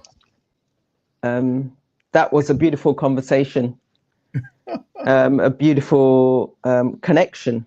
Yeah, man. And a beautiful insight in terms of what he's done, but also what he's planning to do. Mm-hmm. Is he still there? No. He's had to go. He had to go. Okay. Literally, as you came on, he just. Yeah, I remember I heard him when he said 10 minutes. Yeah. And I was thinking, okay, and then my connection, I couldn't get it up on the laptop, so I thought I'd go back to the good old-fashioned mobile phone. Oh. So the mobile phone is working for me, not ideally, but it does the job, or it's doing the job. Hello, my sister. How are you? I'm feeling amazing. I'm feeling highly blessed and favored. Right. Well, as you see that we was very blessed to have our brother Marcus there. He was online earlier on, right? He was out on a power walk. I say power walk. He was out on a walk, and he was just sharing some things that he was doing. And then I thought, oh, okay, and then I added him to my list and things like this, and he just come up. And I just I tapped on him, and he came and joined. So it was just very, very spontaneous conversation. Serendipitous, as they say. Serendipitous. Definitely spontaneous. Oh, wow. But it was meant. So, was it spontaneous, or was it the energy fields just aligning? It was meant to happen. Right. He was meant to. You were meant to meet. Catch up with him, have that conversation, and he was meant to join today. Sometimes we think we are in control. And recently one of the things I was listening to recently, we talk about dancing with the divine. Sometimes you lead, sometimes divine follows, sometimes you follow and divine leads. So in terms of your meeting with him, and then the connection, for me, I would see that a bit as dancing with the divine, dancing with the thing that we don't understand, but it understands us. The thing is that what I was very surprised with is the synchronicity of of the projects that he would like to do are extremely similar to what I would like to do. So that's why I use the word dancing, because you may not be in a position to do it all. He may not be in a position to do it all, but between the two of you, you can make it happen. Makes sense. Yeah, make something out of this. Yeah. It becomes another conversation with somebody else. So then it's you may be the flow through, he may be the flow through. Between the conversation that you both just had, someone else may have been listening who has the land or has the means or has the opportunity to take that additional step forward. So no, it was a beautiful conversation, and I like the fact that he said the spirituality is a center of where he's at. I had to. It didn't come with that first, but I just thought, let me just ask this, because there must be some kind of base of where he's coming from, you know. So, and let me just line the listeners up. The reason why Sister Sandra and I are having this is the quality of conversations and how to open up the conversation, right? So, you know, even for us to ask that question, you know, you can't go. I've heard it sometimes, you know. Oh, what do you believe in? And you know, and I think to myself, well, you know, you have to allow it to blossom in that way, you know. And I'm very glad that we did, because I felt that it put a good foundation behind what he was speaking into. Well, you know. Yes. So the other way of asking, or the other interpretation that I would have in relation to how you ask the question, something else that I'm doing with James McNeil is called verbal Aikido, which is the art of good communication. Yeah. And he uses the word Aikido as in the literal sense, in terms of it being a martial art, but a martial art that's open palmed rather than closed fist. So when you're asking and you're communicating in a way whereby you're not being a critical parent or a spoilt child. You're communicating adult to adult, and as an adult, you're not why are you the way you are? That comes across as a critical parent or as a someone who's, I know a little bit more than you, or undermining. So because you came across from an adult to adult conversation, and it wasn't the first thing that you was asking, you were interested in him as a human being, in terms of what he's done, and you've opened the door for that conversation. So you could ask the question, and you're not asking from an accusatory. You're not asking in terms of I know more than you. You're not asking in terms of childlike, I'm going to poke the bear and then run away. You're asking because you've got a genuine interest, and I hope that came across to our family. That genuine interest. Well, that's the nature of this program as well. That conversations and those who we converse with, right? They can come and whatever level they are, whatever they could be just inquisitive questions, right? Or to impart some information to us as well. But we like to have that balance as well. Yes. You know, we like to have that balance in our conversations as well. You know, respectfully, of course. Yeah, and that's adult to adult. It's always respectfully. It has that level of balance. It has that level of I am listening to you. I'm not talking about you or over you. I am not. And if there's something that you don't want to say, I'm not going to push you on it. because as an adult, I give you the space respectfully to say what you've got to say. Right. I think that you need to bring everybody up to date with your activities. So in terms of the activities, and I'm almost got one foot in one camp and another set of activities are starting. So during the whole month of July, it was focused around two key activities. One, you've met the Mother Miranda and the Beyond Horizon conference, and the other one was Moortown School summer program.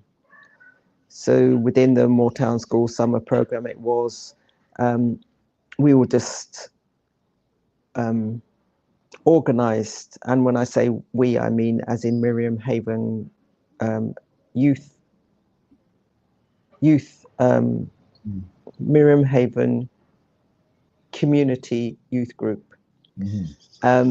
organized a summer school for the children in the valley, and within that there was a pageant taking place on the 6th of August, Independence Day.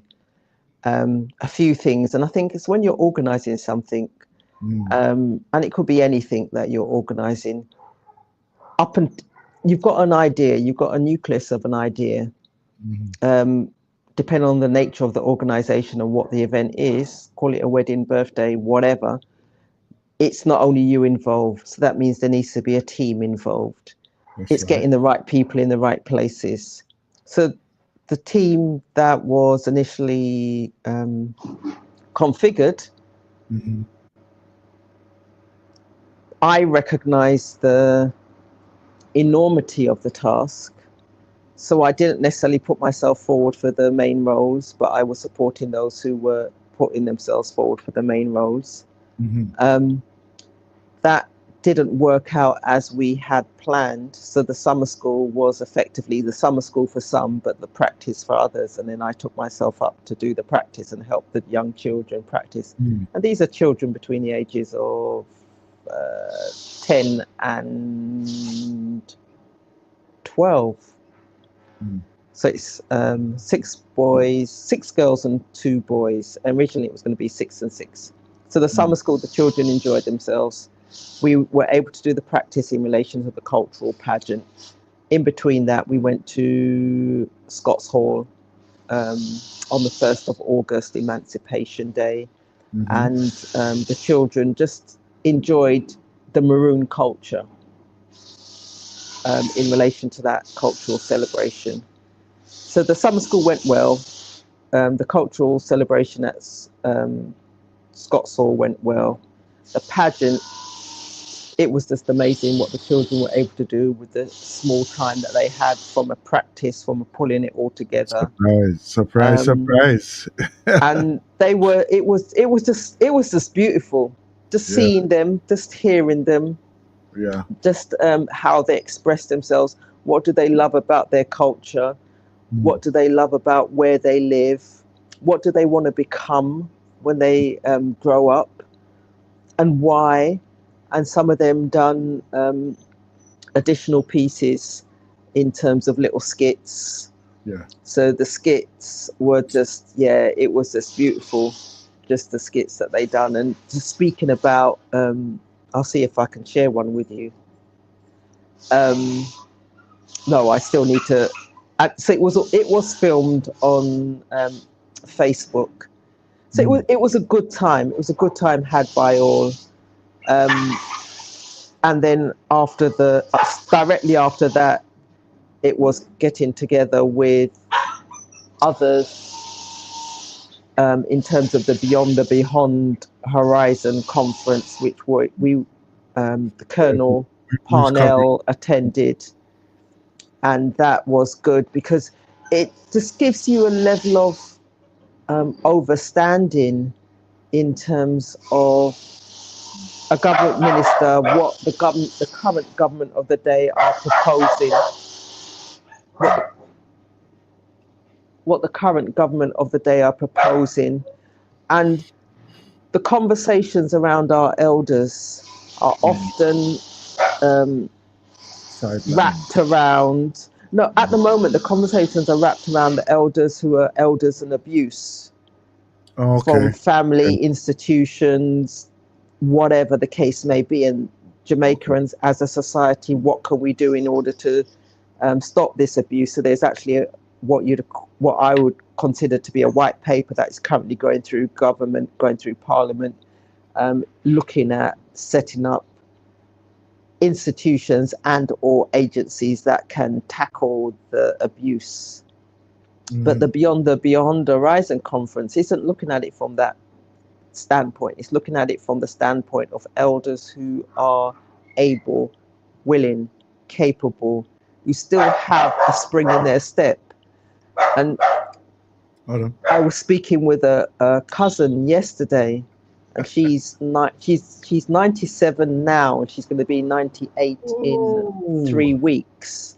Yes. And she was talking about her employment in America because she left from Jamaica, emigrated to America, had lived with her husband there and her daughter.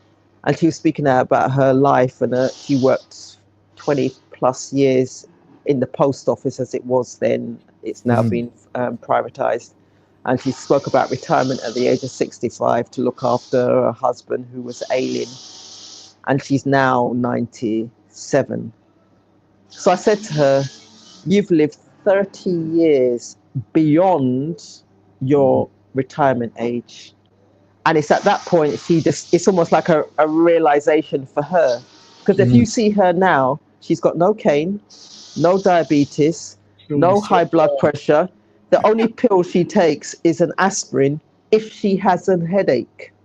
Her daughter's had 3 strokes.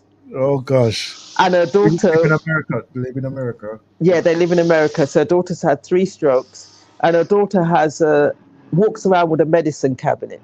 She has to take those pills, because if she doesn't take those pills, it doesn't keep her heart moving, etc., etc. So she said when she goes to the hospital with her daughter for her daughter's checkups, because she needs to get them on a regular basis, the doctor will say,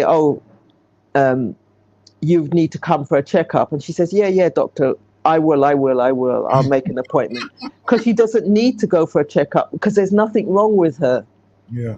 Like I said, if you see her walking, no cane, no medication, the only reason you know that she is a senior plus some is because her frame. She's just taken off the weight, and when you get to a certain age, you take off the weight, but you can't keep the weight on.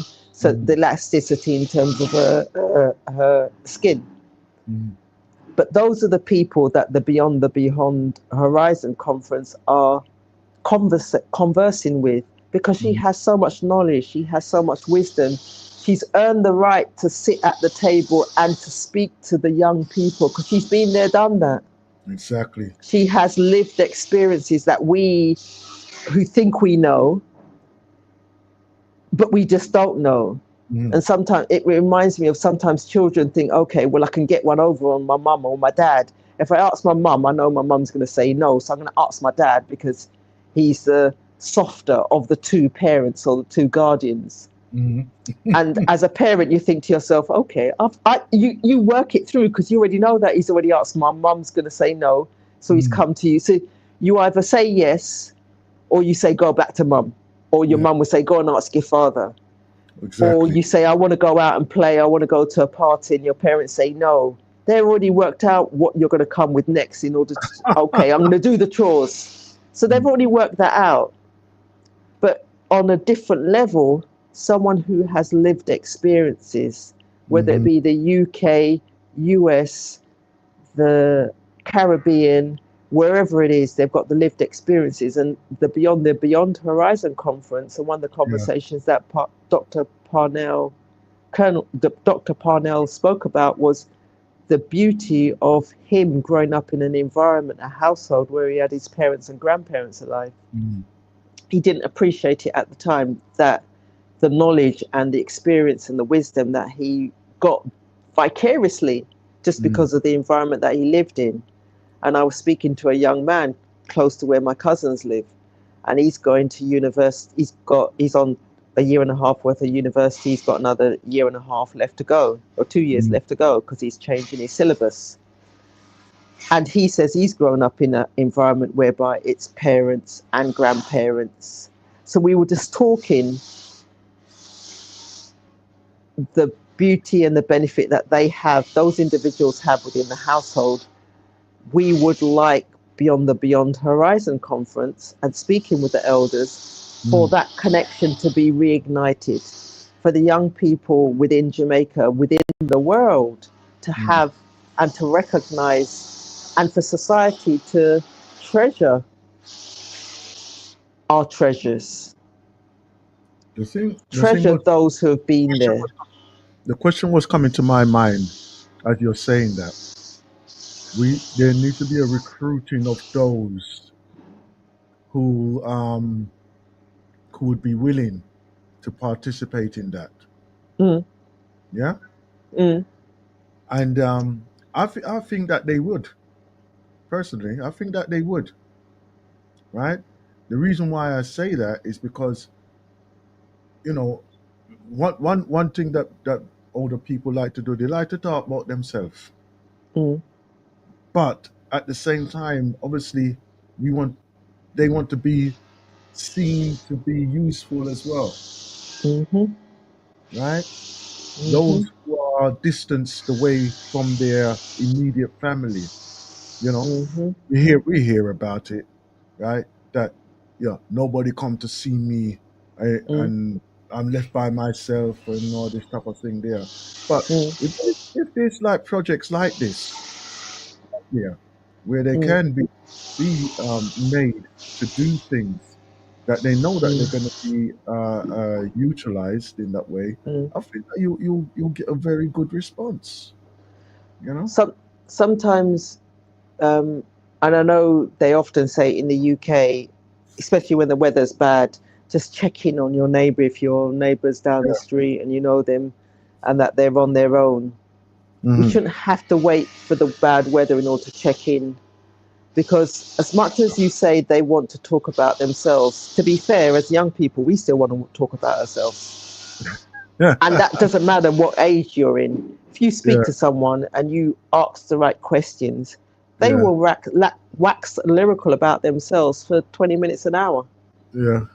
Without any thought. So we do like to speak about ourselves, and we're keen to speak about ourselves. But if we're thinking about the conversation and the communication, we also like to be heard. And being heard means being heard and seen. So being heard and being seen means that the conversation will progress, whereby they want to know a bit about you, they will share their experiences, they will ask about your experiences, and the conversation, the communication can go on. Exactly. So that was and even the speakers that were there, it was just a beautiful space. So the date has been booked for next year, 2026. The conference is happening in Kingston. I do know the theme for it, but if I go and look at it on my phone now, I'm going to lose you because I'm on the phone. But the theme and everything's already been. So Mother Miranda, her book, Age Out Loud, has hints and tips and opportunities that the reader, when reading, can think about what they can, if they choose to do things differently, what they can do differently, whether it be from a activity point of view, whether it be a mindset shift point of view, whether it be a getting engaged with different activities. So that was the third thing that I've been up to. So now I've got my feet in the next camp. So I've not done anything in terms of AI and automation, and my current purpose, but that's now coming back into line because I'm having conversations with the Maroon Council, because they're looking to plan the Nanny Day celebration, which is part of Heroes Day, on the 18th, 19th and 20th of October. And within that, day 2 is going to be a language conference. And day 3 is going to be around the just getting together with other Maroon leaders and or other members of the community, NGOs. So that means there's going to be a Maori community group delegation from New Zealand that will be attending, because from a language point of view, they are 10 years ahead of where we are in Jamaica in relation to getting that language, getting the indigenous language spoken by those in the community. So I think the closest we've got to it in the UK would be the Welsh language, and how that is, you go to schools, you go to public buildings in Wales, and you're going to see a sign in English and a sign in Welsh. Welsh is spoken in the school, and it's normally part of the curriculum, so the children grow up with it and the adults. And so that's something that we are looking to follow, but we're not necessarily looking to follow the Wales example. We're looking to follow the Maori in New Zealand, their example. So that language conference will include children, and those children who were part of the pageant, we had already pre-warned them that we're looking for them to be part of the Nanny Day celebration. Okay. So as they hide behind him and her. But what I'm encouraging them to do, because like I said, children are, and you were having that conversation with the brother. And one of the things that the brother spoke about was he grew up in a household where the books and the reading material and the whether they be religious or whether they be cultural, whether they be biographies, children are sponges, and they will take on board what we as society present to them. They get to a stage where they know it all, and then society dumps a whole load of stuff, and I put stuff in inverted commas on them, and they lose the ability that they were born with, because as society we say we know better. As parents or guardians, we say we know better. But if you're able to connect and just do the reading and allow your mind to do some of the exploration and to keep that connection going, you have that balance. So the children have gone past the age of 7 when they are, and it can be argued they are geniuses. So whilst they're going through the schooling system, they get a little bit chipped away. They're at home, they get bits chipped away, but they still want to do something. They're still keen and they're still enthusiastic. They still go to either school in a community that has a historic knowledge that, and have proved that they are able to use their knowledge and their language still, or their historical knowledge, they can still tap into it today. So what we ideally want those children to do is to grasp what they're potentially not always appreciated, and to recognize it for what it is, because the narrative and the conversations are often around, we either talk about the Maroons as those who handed back the runaway slaves, or we just don't talk about them at all. So some of the children, it was surprising with the initial conversations how little they did know, bearing in mind they are born in a community that is steeped in tradition. So the conversations that I'm having with them, and conversations that I'm encouraging them to have, which is why I want them to be part of the annual celebration, but not only the part of the annual celebration, to be part of and recognize their where they stand within that community and the shoulders that they are standing on. So that's where the language comes in. That's where other elements of the event comes in. where they're concerned. So that's something that I'm working on at the moment, or working with at the moment. Okay. So All right. there's lots that I need to do in terms of clips, etc., and so you can see, and our family can see what and how, or all the various things that I've done. Because we have got clips of the pageant. We do have clips. I do have clips of the celebration at Scots Hall, and yeah, it has been recorded. I've just not sliced and diced it by way of sharing. And there are pictures. We look forward to that in the near future then. Yes? Yes. All right then. Brilliant. As I say, that it's sounding like everything is going forward very well at the moment. You know? And that's the thing. The question is it moving forward? And sometimes when you look at, and even the brother was saying, sometimes you need to put yourself in a situation where you can take advantage of what's around you, but you can only do it if you're present. If you're distracted, and there are lots of distractions by way of the shiny things, whether it be the TV, whether it be the music. In Jamaica currently it's the politics. If you hold on to those distractions,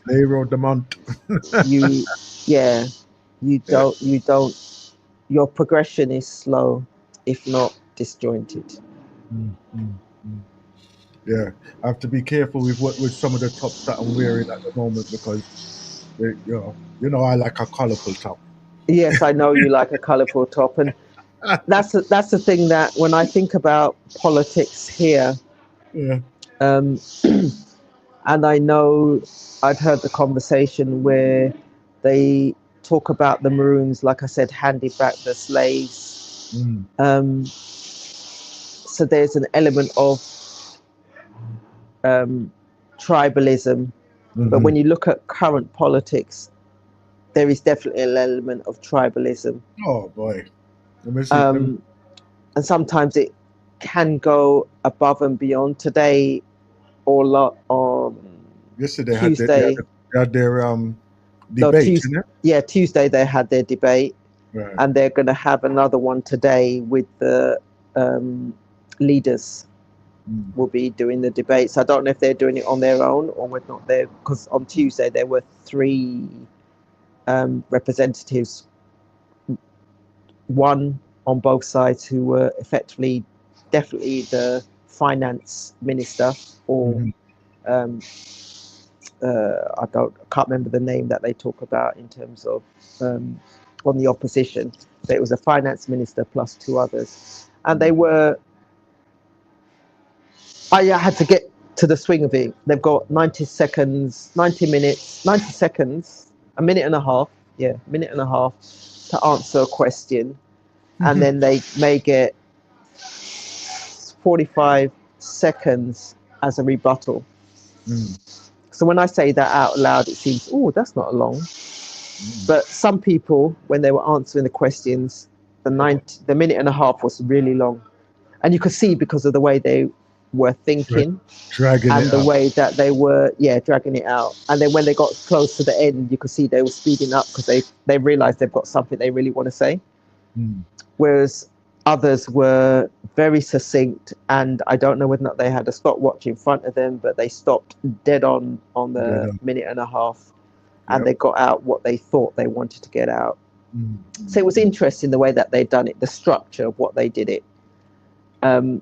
The questions were interesting, because you had questions to both sides. At first I thought it was a bit unfair, because all the questions were directed at the opposition, rather than the current government. And it was just interesting the way that, and I thought that, okay, you get a chance, at least 2 chances, one rebuttal, and then I could respond to what you say, but only one rebuttal. So opposition says something, the current government representative responded, but then they didn't get a chance to respond back to make it even. But it was interesting. So I know that if I'm round by my cousin later on, I'll be listening to, because They give a full breakdown. they're gonna, well, I'm gonna be listening to the prime ministers and the opposition leader, and their opportunity to explain why they should be voted in as the next for the next term on next week. Yeah, next week, Wednesday, the 3rd. Oh gosh! Oh gosh! It's all coming up so quick. Yeah. Everything just comes so quick. Blup blup blup, just like Well, that. it's not even the quick. It was announced. It's only announced. What, 3 It weeks was ago? announced 3 weeks ago. But whereas in the UK and even in the US, I understand. I now, as I'm speaking, I understand the reason for the long announcement, because if they've got to get to all of the states and say something and do the rallies, then you're going to need at least the 51 days as a minimum, so you can do it. In the UK, again, you get sufficient time, but again, if the MPs are going to various places, they need the time. I don't know whether or not it's accident on purpose, but there is a ticking clock in terms of the current government, whereby they have to have called it. And if they weren't calling it, the opposition were going to call it, which is why we've got down to the last, I think it was 3 weeks ago. And if I'm thinking right, the manifesto for the opposition was released early, as in once the election had been called, but the manifesto for the current government was only released after the date had been called. So I'm thinking, in my humble opinion, that that you're going to have to call an election, get your ducks in a row and get your manifesto out. What they have been doing is doing a lot of campaigning on the side by way of advertising. Every advert from probably June, there've been a little snippet, whether it be 30 seconds, a minute, whereby they're saying what they've done, what they've built, what they've fixed, what they've improved. So they have been electioneering. So my reason is, why not get your manifesto out? All right. Thank you. Thank you. Exactly. And this is what I've been looking for. Right? Where is your manifestos? This is the question that I've been asking for the past 2 weeks now. Right? On various platforms. Where's the manifesto? Mainly because obviously you just want to know which direction life is going to be moving. Right now, they're asking for these votes, but nobody's clear as to what's going to happen in the future. So the conversation that I've had with a couple of people who said they're going to vote, my question has always been, what are you voting for? What policies are you voting for?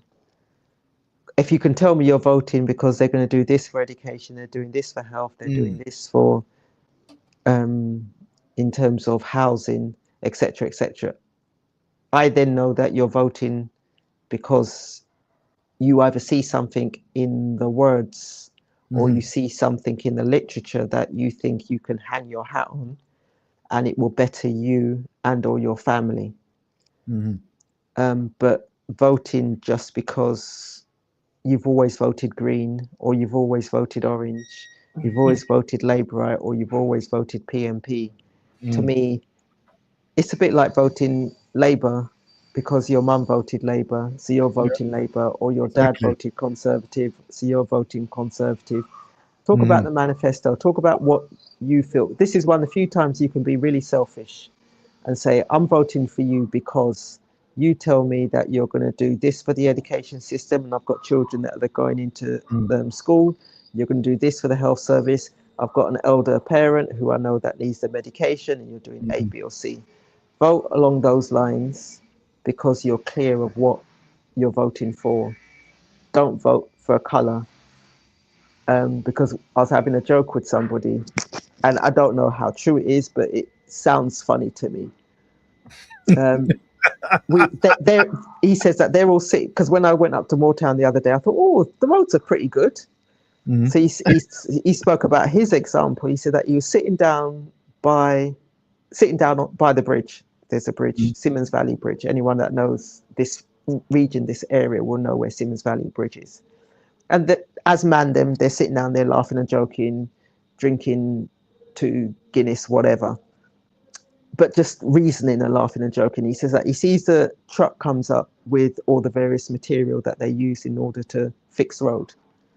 So the man come out to get a drink, and he's there joking and laughing with the man about they only come out to fix the road when it's politics. Yada yada. So he says that he's joking, whatever. So the man jumps back in his vehicle, or they all jump back in their vehicles. They go up the road. They start patching and fixing. Patching. I'll say patching rather than fixing. So he says when he goes home, he's thinking, how comes I've not got a carpet at the front of my yard? So there was a carpet going up to his yard. There's a carpet going beyond his yard, but there's no carpet in front of his yard. So he needed work done in front of his yard. So he used the terminology carpet. And he goes, he doesn't know whether or not what he was saying to the man them in jest, truth but jest, whether or not there was any truth behind it. But they have literally carpeted, fixed the potholes up to his yard. Yeah. A few houses up to his yard. So there's like 100 yard. There's about probably about a 25-yard spot of road that they didn't do anything to. He's part of that 25-yard spot. But before that, they'd filled the patches, the holes. After that, they've patched the holes, and they've gone further up. So it couldn't have been that they ran out of material, because if they'd run out of material above him, the holes wouldn't have been patched. But they've also dropped down the white mall to indicate they're going to go further up, closer to Moortown. So he's just thinking, is it because of what I said? It's one of those. Is it because of what I said? And his conclusion is, and I think he's true, is that he obviously said something that upset the man. And the man made a conscious decision. So he may come back and fix it. But in that time, the man with the power has to say. So it was just because I was surprised, because as I was going up the road, I was thinking in the taxi, I was thinking, oh, this is a pleasanter journey than it had been when we were doing the summer school and we were rocking and rolling in the car because some of the potholes were that deep and or so close together. And now we're coming up to election time. But the current government are speaking about fixing roads, what they've done to fix the roads and the patches of the roads that they've fixed and the highway that they've created and the hospital that they've built. So they are talking about these things. But like I said, maybe he was talking in jest, but the man took it really, truly. Take it personally. He took it personally. You wouldn't believe that he's working for us, or as in them, because, hey, they are employed and their payment is going to come via the taxes. Yeah. But yeah, it was. Yeah, I still smile, and I know that as I'm going up there Sunday, because I'll be going up there for a meeting. I'll be curious and conscious about whether or not that 25-yard stretch of road has been fixed. Because it is apparent that it does need fixing just as much as the rest.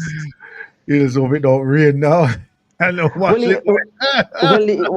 Even there is no more there, so nothing can get washed away. Nothing can get washed away.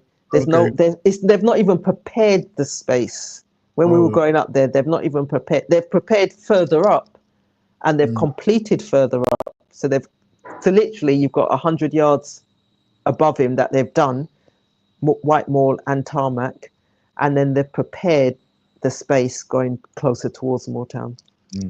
But his 25-yard stretch. So if I was his neighbour, I would tell him a few choice words, because he opened his mouth We don't have a carpet in Bust front your of our mouth. house. Bust Yes, your mouth. yes, yes, yes, yes. Yeah, Most man. definitely, I know most that. definitely. I know that one, man. Lovely, lovely, lovely. But and Right. then something else I just want to share with you because we've had a lot of rain, Mhm. and Yes, sir. it's actually raining now. So it's blessed that we have a lot of rain. But I've got the breadfruit tree at the back, and I keep thinking, what can we do with the breadfruit? So I was looking online, and they were talking about breadfruit porridge. Yeah. So I know that I've got a breadfruit there that didn't get roasted yesterday. If it's good enough, I'm gonna just give it a go. Make some breadfruit porridge. You mind that little friend there come and stretch him hand and take it from you.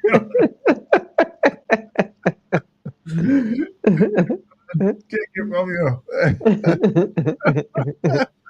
Well, I've never. We talk about peanut porridge, we talk about plantain porridge, but I've never heard anyone talk about breadfruit porridge. And you walk up and down. A month ago, you had to buy. You're buying one breadfruit for like $600, $700, $800. Now you can pick, choose, and refuse. It's a season one. It's a season. Yes, it's season. Yes, and we're now in the season. So everyone that's got a breadfruit tree, they're dropping like flies because we're getting the water, we're getting the rain and the sun in equal measures, and the trees are growing. Right, that's right. Yeah. So I am gonna look about some breadfruit porridge. That's good, man. That's good. That's good. All right, then let's take a break for 5 minutes, and then we'll be back. Okay. All right. Okay. Then. For you. Let me see what I got. From Marley to you and White House to Sherlock, Maddie's life. And if I never live to see another day, I would never live this another way. Cause I'm living my life without fear. Party every day like Happy New Year. And if I never live to see another day, I swear I would never live this another way. Cause I'm living my life without fear. I swear. If you tell me for suck out my mother, I will fight. Gunshot will fire, dynamite will light. Brother, if you want make it to me polite, you stink and face there, oh you're so bright. If I can hold tight, I will try it. And if the pussy good, I will spend money bite. But if you ever take that and give a guide, no we carry feelings, me not deny it. Stop a bingle. Come on, let's take our next one. Let's take our next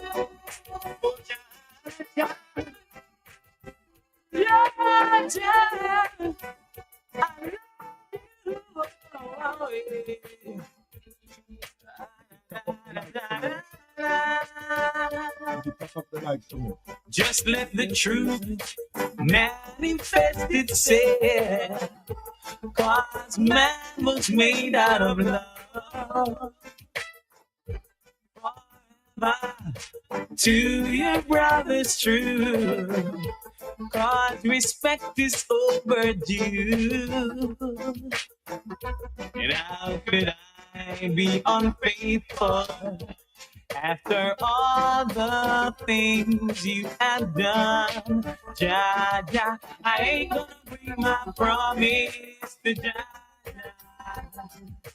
I ain't gonna break my promise to him, no way. I ain't gonna break my promise to Jah. I ain't gonna break my promise, no way, no way, no way. He gave the moon to brighten up the night. Oh, how the moonlight glows. He gave the stars, they twinkle in the sky. Oh, how we love the starlight so. But how could I be unfaithful after all the things you have done? Jah, Jah, I ain't gonna break my promise to Jah, Jah. I ain't gonna break my promise to him, no way. I ain't gonna break my promise to Jah, Jah. I ain't gonna break my promise, no way, no way, no way. Whoa. There's no way I'll make it. Now, no, there's no one to ever break it. Ja, ja, ja, I love you. Yeah.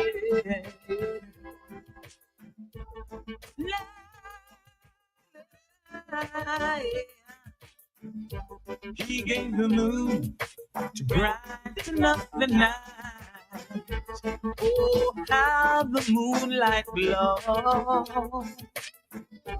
He gave the stars, they twinkle in the sky. Oh, how we love the starlight so. But how could I be unfaithful after all the things you have done?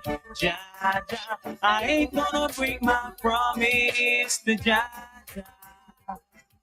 I ain't gonna break my promise to him, no way. I ain't gonna break my promise to Jah, Jah. I ain't gonna break my promise, no way. Whoa.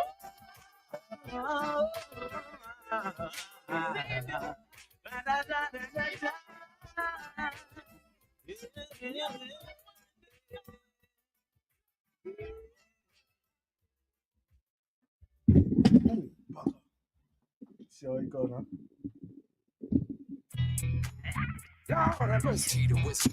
Alive in the building. Out there on dance. You ready? Where them fans at? Where them fans at? Where them fans at? Give me one time. Oh, oh, oh, oh, oh, I got my boots on the ground. Yeah. Oh, oh, oh, oh, oh, I got my boots on the ground. Where the fans at? You look by your seat. Let your body move. Cowboys and cowgirls feeling the groove. Sipping on moonshine, fire barrel rolling. I'ma get behind that thing, girl, and hold it, hold it, hold it, hold it. Whoa, oh, whoa, oh, whoa. Got my boots on the ground. Lord, have mercy. Whoa, oh, oh, got my boots on the ground. Fast, please. I hope you got good knees, so we gon' get it up. Everybody's dancing to that tune. Hold on to your wig, hold on to your man.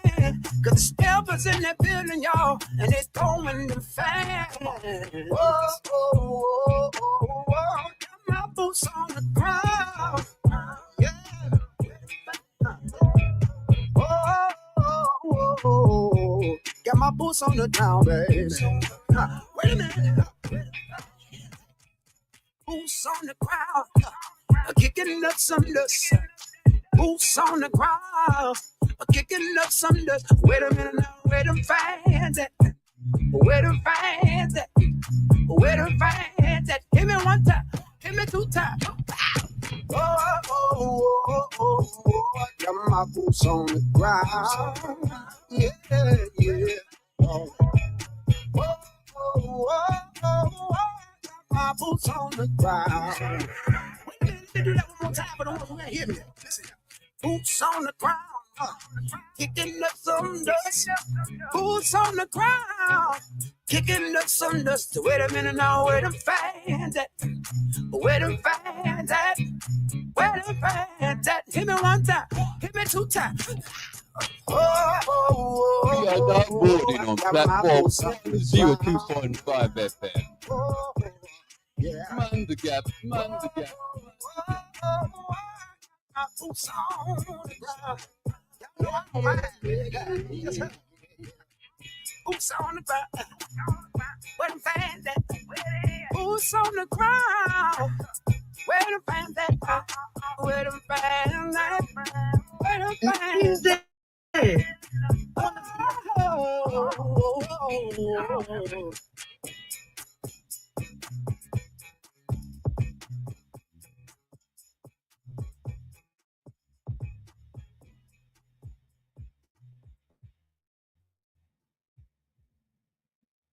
Oh, yeah. He ain't even got an ass. I ain't got it. I ain't got it. So don't ask me. You only come around when you want something from me. Man, I work too hard to get my money away. He ain't even got an ass, cause you know what I'ma say. I ain't got it. But nobody. I ain't got it.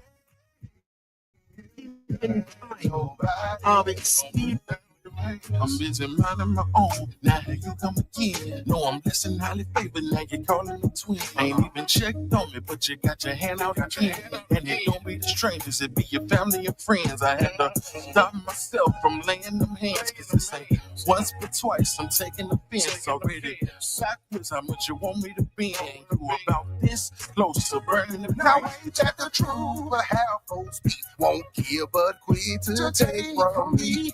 Ain't that the truth? But how folks be? But I swear they can't get another dime from me. I ain't got it, I ain't got it, I ain't got it. So don't ask me, you only come around when you want something from me. Wanna be alone? Too hard to get my money away. You ain't even gotta answer, you know what I'ma say. I ain't got it, but nobody.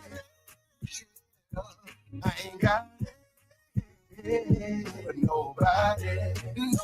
I said I work too hard to be an ATM. I ain't grinding this hard to get my money to them. I got the same 24 as everybody else. When I need something done, I go do it myself. What's funny? Man, them folks that's calling couldn't get it from them. I think the man was needing our help. Sob story I done told myself. Now ain't that the truth? But how folks be won't give but quick to take from me. Ain't that the truth? But how folks be? But I swear they can't get another dime from me. I ain't got it, I ain't got it, I ain't got it. So don't ask me, you only come around when you want something from me.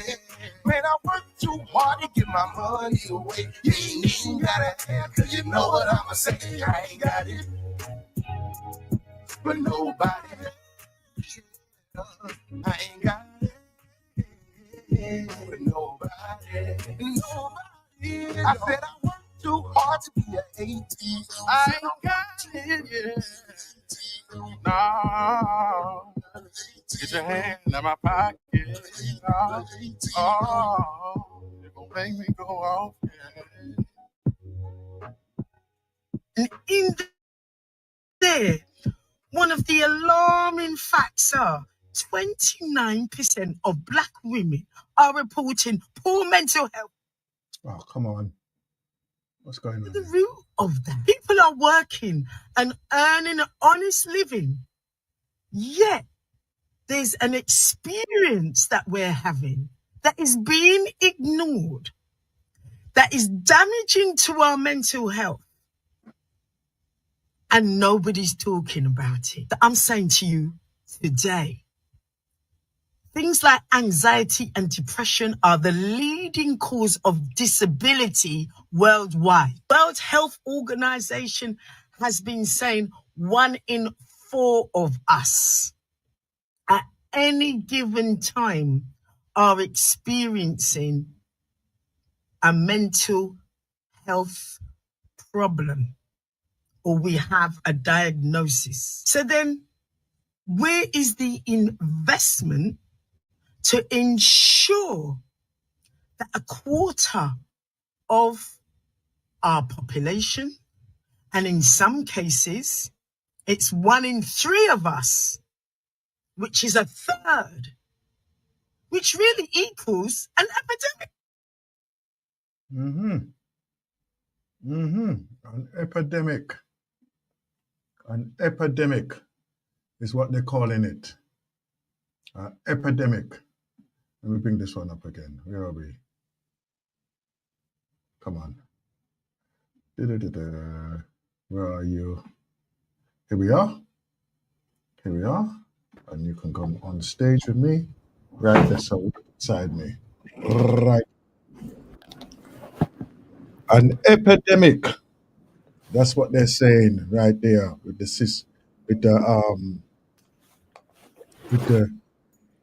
well-being, mental well-being of our sisters right now, globally.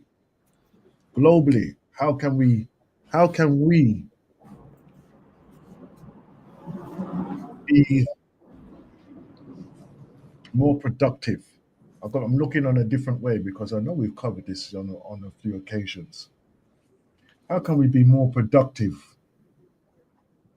towards our well-being? Right. I'm very glad that brother Marcus was with us earlier on. Right, leads us into this things that we can actually put in space or in place for our well-being. So, what I would like to do, start this part off, is showing the things that we've possibly done for ourselves, right? And sharing how effective they have been for us as well.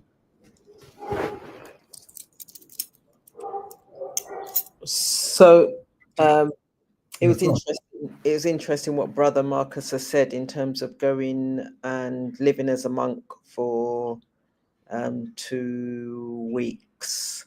Mm-hmm. Some of those experiences. Mm-hmm.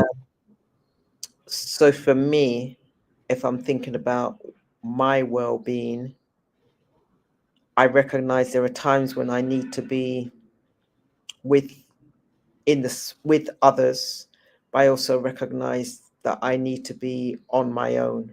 On your own, that's Part right. of my well-being is knowing myself. Where do I Mm-hmm. get energy from? And then ensuring then that I have that balance. Mm-hmm. So I know that you were speaking about with Brother Marcus in terms of how challenging it is just to be on your own, if that's what you need, if that helps in terms of from a well-being point of view. And one of the programs that I completed last year,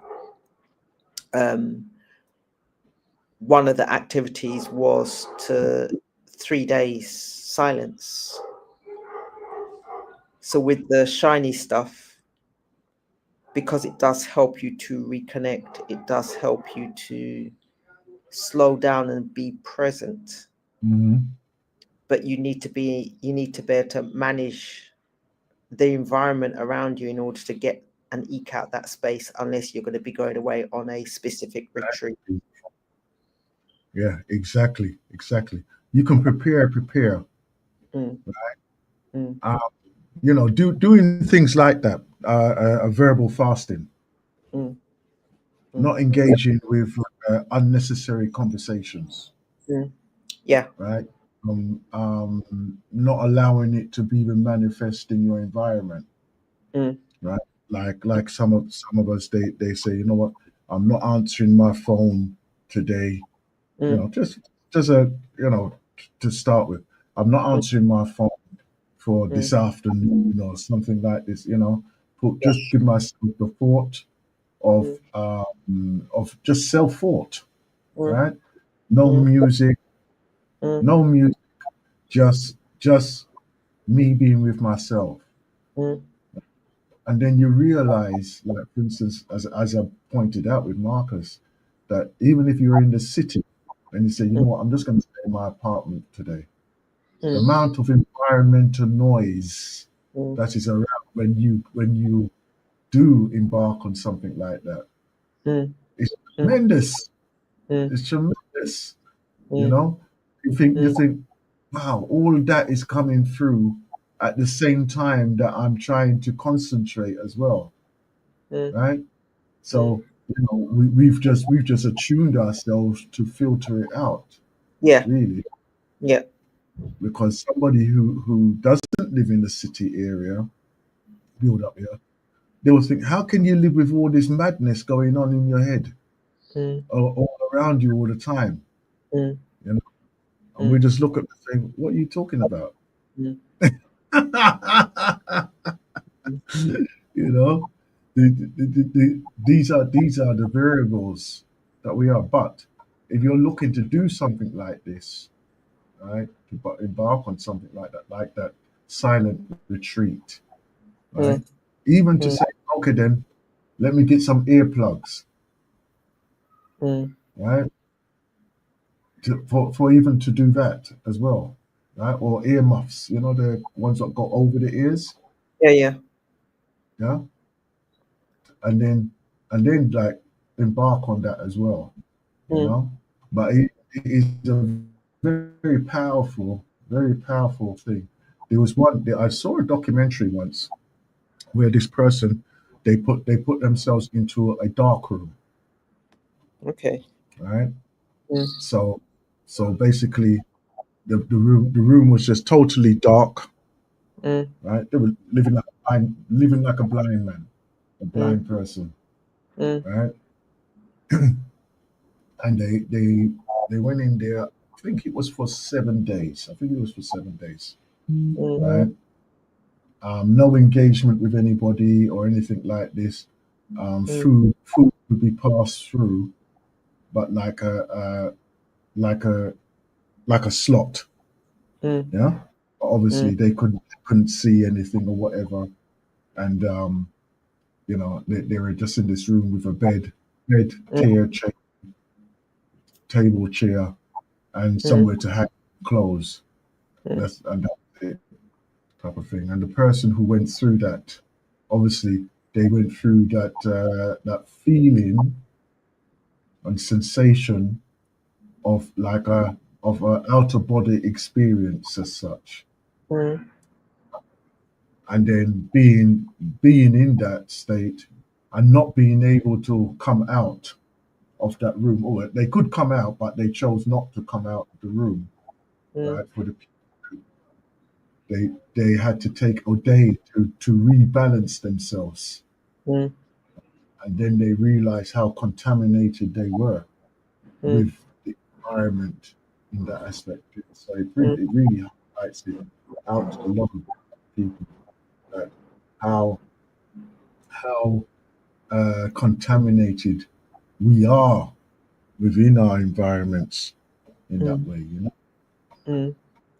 So for me, that is not always possible with all individuals. So I would encourage that if there is anyone that wants to do the silence, to do it, as you said, like shut off your mobile phone for, do it like you do with fasting, do it for a block, and then extend the block and extend the block. And if you are then living with people, family, friends, whatever, you let them know what you're doing so they can respect your space of wanting to just effectively be present with self. So if we're thinking about from mental health or just retune, sometimes we do need to listen to the noises in our head. We do need to understand the noises in our head, because sometimes they are telling us the right to do at the right time, at the right pace. But because we are, there's lots of shiny things, we get distracted and we get easily distracted. So the darkened room, I understand that from the concept of if you are meditating, they will often say, shut your eyes, because there are lots of shiny things around that you may end up looking at, paying attention to, directly or indirectly. So it is a case of this, shut your eyes so you can meditate, you can just concentrate, you can just be present. And that's the thing about meditation, is, are you present? Are you thinking about the shopping, the TV program, the food that you're about to eat? Are you thinking about your stomach? Are you thinking about what's happening in your environment currently? Or are you actually present with the now, the silence? So yeah, I love, and different people have different ways of being able to tackle it. So some people may tackle it by way of saying they need to be in company, they need to be with others. But as you know yourself, and when you know yourself, you'll make those right Yeah. judgment calls. All things being equal, you may be able to make use of or take advantage of certain circumstances and situations, but you can only do it Mhm. if you know yourself to the degree, but if you are comfortable, Yes. because there may be other reasons as to why you can't do what you're doing, from a family point of view, from a health point of view, from a practicalities point of view. If you've got children, then it's not possible. I recognize that. And depending on the ages of Mhm. the children, it becomes even less possible or practical. But Mhm. one of the things, again, if I think about verbal Aikido, and one of the things that James McNeil says on one of the earlier videos, he says that he enjoys doing the assessments. Now, I recognize that a number of these assessments are built upon the model of a European or a white model, but Yeah. unless we have the Yeah. opportunity of going and visiting the Eating continent, alone. staying in that space, Mm. may not get the opportunity of connecting with our ancestral roots. And you were speaking about Carnival and the Rio Carnival. There are Mhm. opportunities for us to, and if I think about Motown, there are opportunities to connect with our ancestral roots. But the question is, Mhm. do we know how to, and do we give ourselves the opportunity to? So until when we Mhm. do and we can, we have to make the best of what we've got. And in making the best of Yes. what we've got, know yourself. There is a book, Know Thyself. Who is that? Who wrote Know that book? thyself. Know Yes, thyself. Journey, yes, journey, and make it happen. Journey and make it happen. I'm very yes. glad you mentioned also that point, the point there, right, of the diversity of the environment. Mm, Don't beat yourself up if you can't get the utopia, mm, right? mm, To even put yourself in a position to try some of these practices, right? mm, Like that. You know what?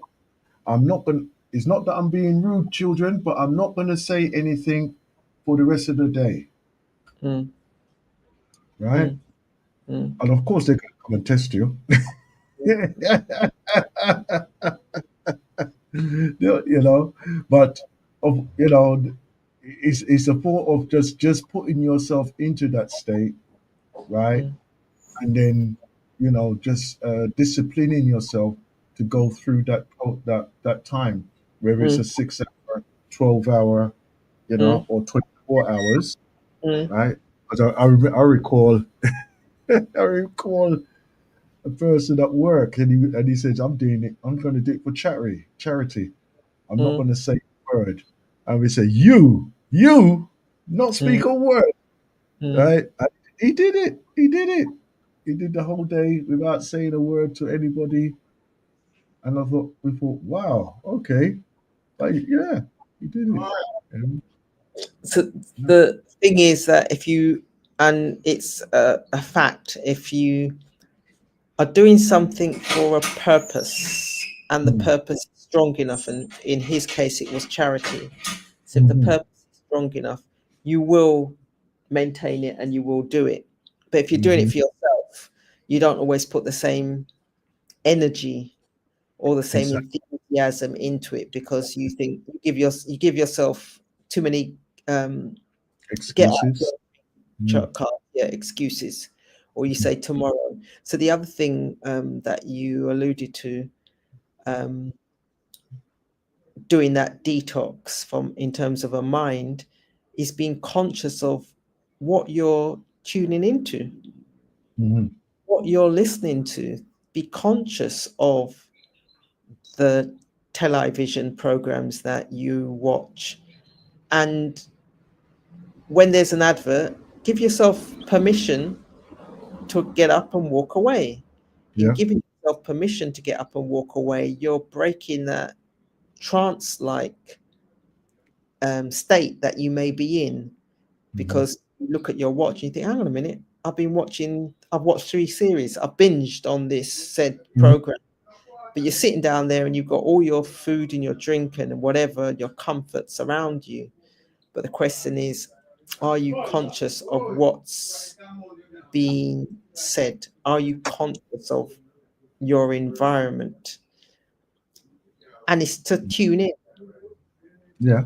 Be comfortable with tuning in, again, with the conversation. So I know that from a politics and a politicking point of view, if I've got a choice, I'm not going to watch the debate. Interesting as it may choose to be, maybe I would choose to yeah. The reason I would do it is because I'm around someone's house, because I recognize my cousin who's going to be 98 in 3 weeks. There's no guarantee that I'm going to see her next year this time, because I might not be here. I'm not even talking about her. I may not be here. Our paths may not cross because they live in Boston, Massachusetts. So unless I go over there or she comes over here, we're not likely to meet. They're going to be going into the UK, but I'm not going to be in the UK at the same time, so we won't meet. So it's a case of make use of the now. Spend time with quality time with friends and family now, because there's no guarantee that tomorrow's promised to no man, as we know, or woman, so we know that. Yeah, we know that we know of that journey. Yeah, we've experienced the ups and downs of that journey in that way there. So yeah, it's a hard road, but it's all part of this as well. And but it's as they say, it's part of the life cycle as well. Yeah. So if you look at everything else, it does have a season. So the season gives me the opportunity of spending some time with him, and I know that they're going to be watching the television in that regard.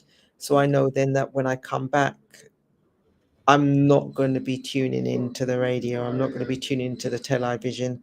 I'm not going to be. So how do you feel? It becomes a conscious decision in terms of guarding my mind.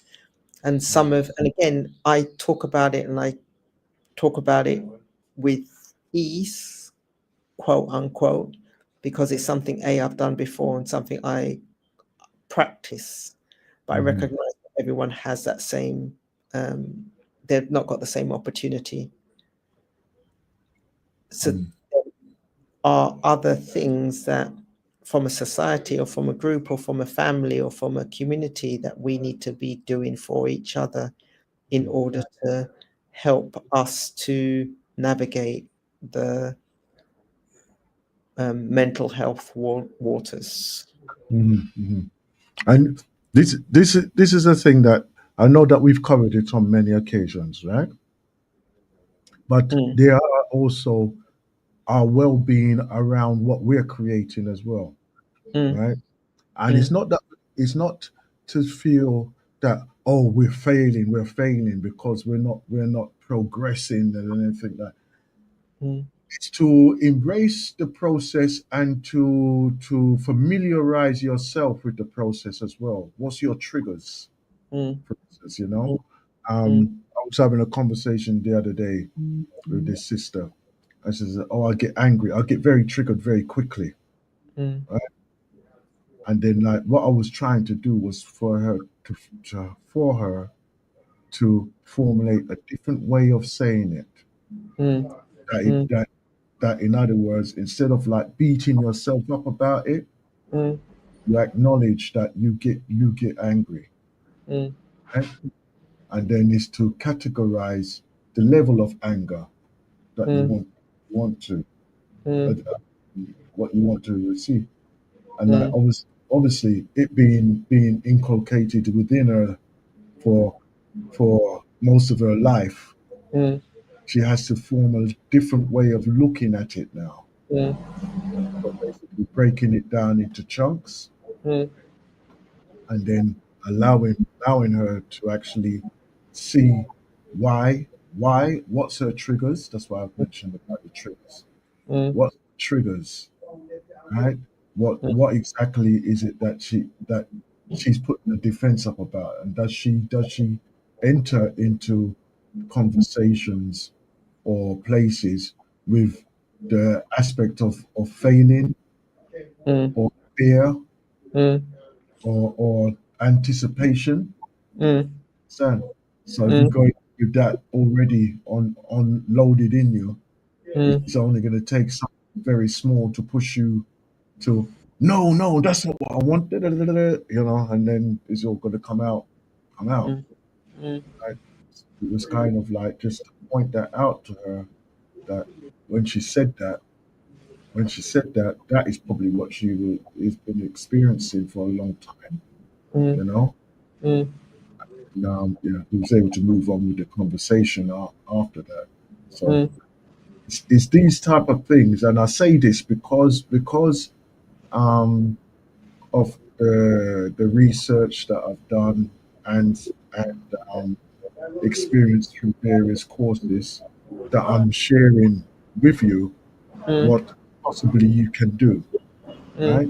And everybody goes through these things. mm, Everybody goes through these things. mm, Even the smooth talking presenter, mm, right? He will mm, go through that. mm, She will go through that.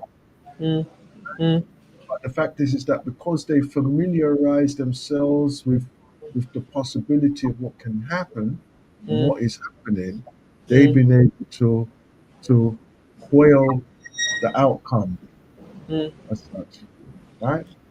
So, so for me, if I think about it, and I'd agree with you, all of us having a human experience, we all will have triggers. The question is, how do you do it? How do you Mm, manage it?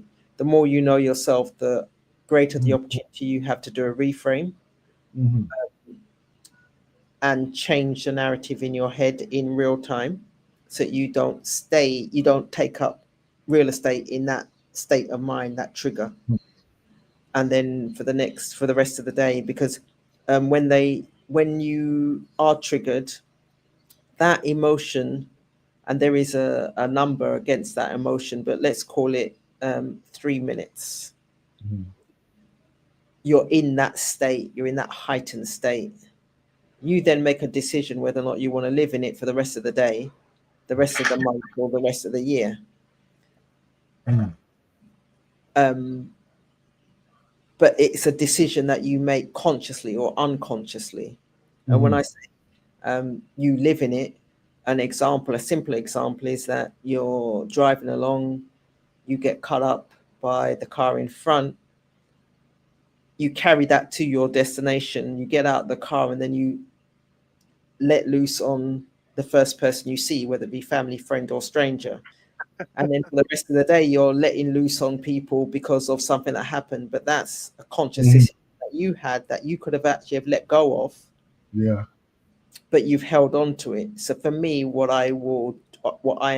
I've learned to do or learning to do is, if I do get cut up on the road, Mhm. I sing that sad song that says, let it go, let it go, let it go. Because I No, don't want to stay in that angry, that person cut me up state. yeah. And I don't want to then carry on to the next conversation I have with somebody.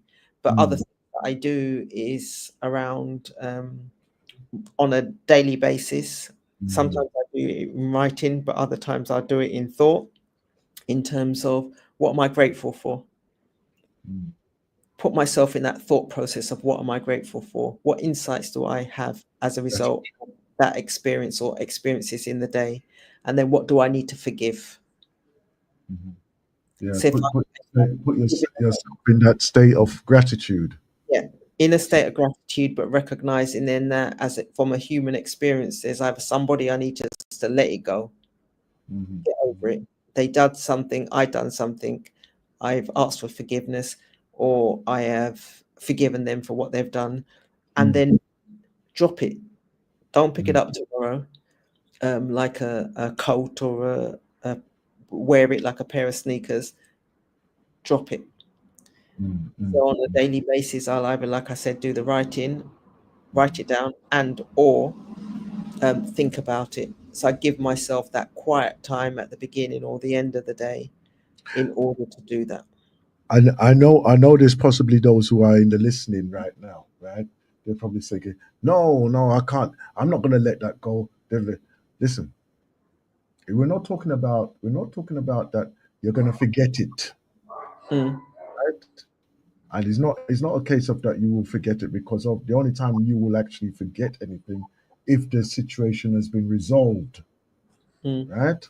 mm, So therefore, what we're talking about is how does it is it affecting you, mm, right?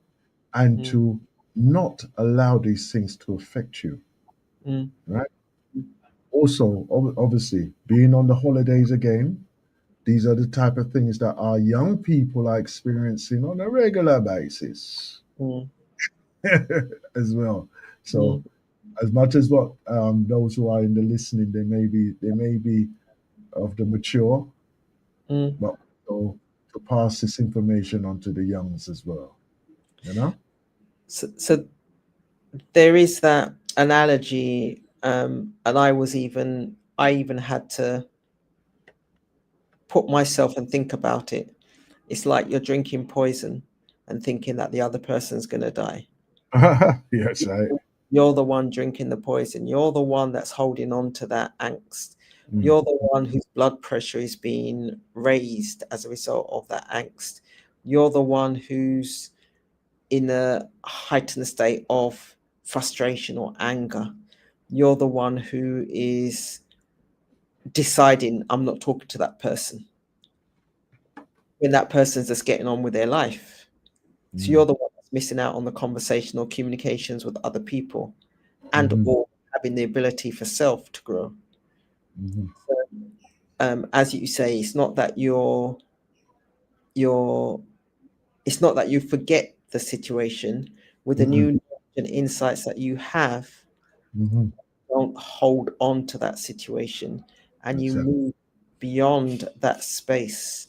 So yeah, Mm, that person does something, and it could be something horrific, and it could be something minor, anything in between. But the mhm. thought process is, the longer that you hold on to it, the fear and the anger and the distrust and the all of that negativity lives in you, not in Yeah, them. So yeah. work out a way for yourself in order to overcome that or to move beyond that, so you can live in a different headspace, put it that way. Mm, mm, mm. One of the things that I've learned as well, because obviously, going through my adolescence, I was very physical, Mm, right? mm, And yes, I could be triggered easily, mm, easily, you know. And like learning what one of the things was, I learned that I was a lot stronger than what the other people were. mm, So in me even participating in doing like martial arts and things like, I learned how to control my body mm, physically. mm, Yeah.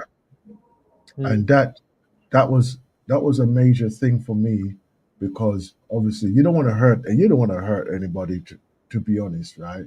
mm, But knowing what my strength was, mm, right, was a very important factor for me, mm, right? Because I mm, obviously participating in the types of sports that I was doing, like rugby and mm, martial arts and things like this as well, right? mm, So in that way, there I learned how to control my thing. And obviously, the experience, the experience of mm, um, of practicing continuously, mm, the surprise factor, and then my reaction factor was more controlled, mm, which was another thing that went into my everyday life, mm, right? So mm, exposing me to like that activity, mm, right, was a mm, reflection also into how I would look at things in life as well, mm, right? mm, mm, Wasn't confronted because I feel that if I never went through that, I would probably end up a absolute villain out there, you know, right? So like but I, I don't know, maybe sometimes I've gone too far with it, of mm, where things I should react to, I don't. I just look at it and say, yeah, and just let it just pass. mm, Right? But in many ways, it was part of my development mm, as an adolescent. mm. So that's one thing I would recommend for And others out. I would second that.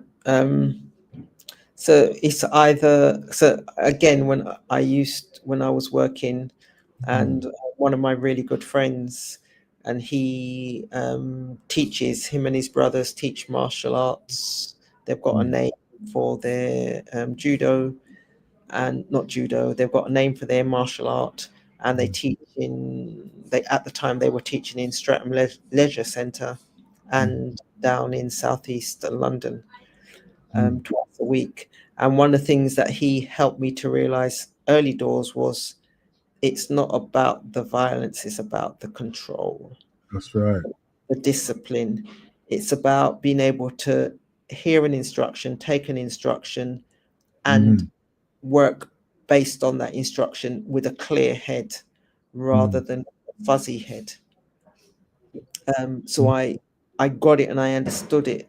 It's not something that I would take up because at the time it was not on my horizon, but I would encourage any child, any young person. Oh, And if I take definitely. that conversation full circle to now, Mm, I was speaking with, again, my elders, um, my cousins, and one was, the daughter was saying that when she gave up retirement, she was then ferrying around her grandchildren and mm, how different things that they have to do. And I think about the different activities, whether it be swimming, they both love swimming.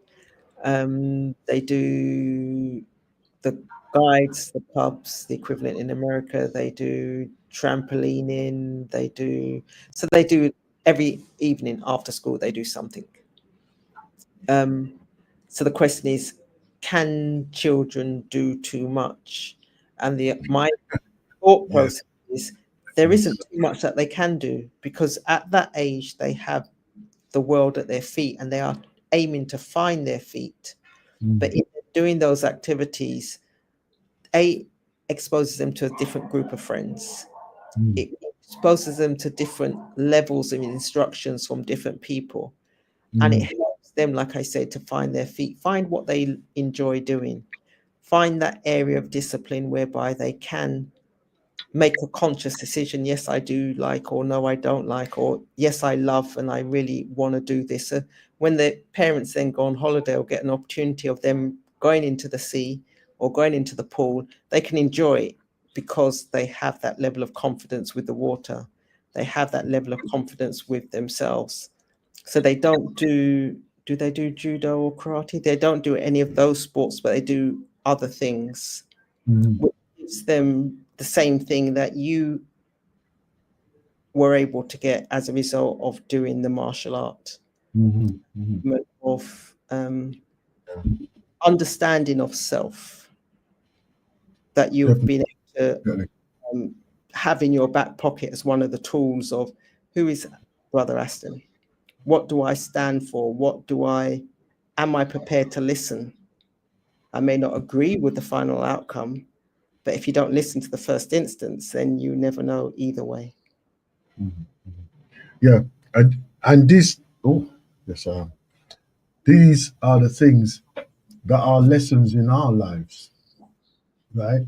We are exposed to the environments continuously, right? We've learned how to navigate through various places through our travels, Mm, right? Through mm, our experience as a mm, young person. as a young person, right? Mm. They are still exploring. They are still finding out for themselves, Mm. right? And then obviously as they go into that as the adolescent stage now, that's when they come for their Mm. independency, Mm. right? Mm. When they come out for their independency now, then that is where when their character will come through. But the foundation has to be Mm. set from a early time. But it Mm. doesn't mean that anybody cannot change at any time, Mm. right? You get a mature person who needs to learn, needs to change, right? And as I say, break it down in 10 years, 10, 10, 20, 30, 40 onwards are Mm. different times in your life, and you will be doing different things within those times as well, you Mm. know. So don't just take it that oh I'm 40, I'm 50, and I can still be doing my things when I was 20. Mm. Trust me, nah, nah. No matter how much you try, Mm. nah. Okay, Mm. no, you Yeah. will not do those things. So I sent you a video of just one of the clips of the young lady and the skit that she did. Let me see. Let me I don't know if you can play.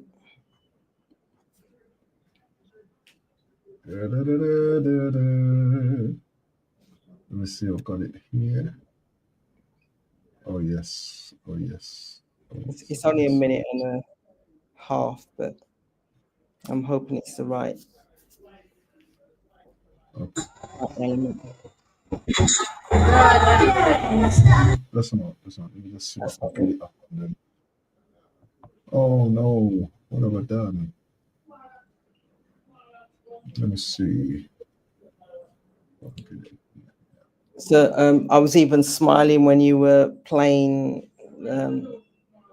the tracks just earlier on when one of them I hadn't heard before. Oh, there's a surf frog. I hadn't heard before, and it's a good old fashioned. Sorry, I'm going to need to let a frog out. Uh huh.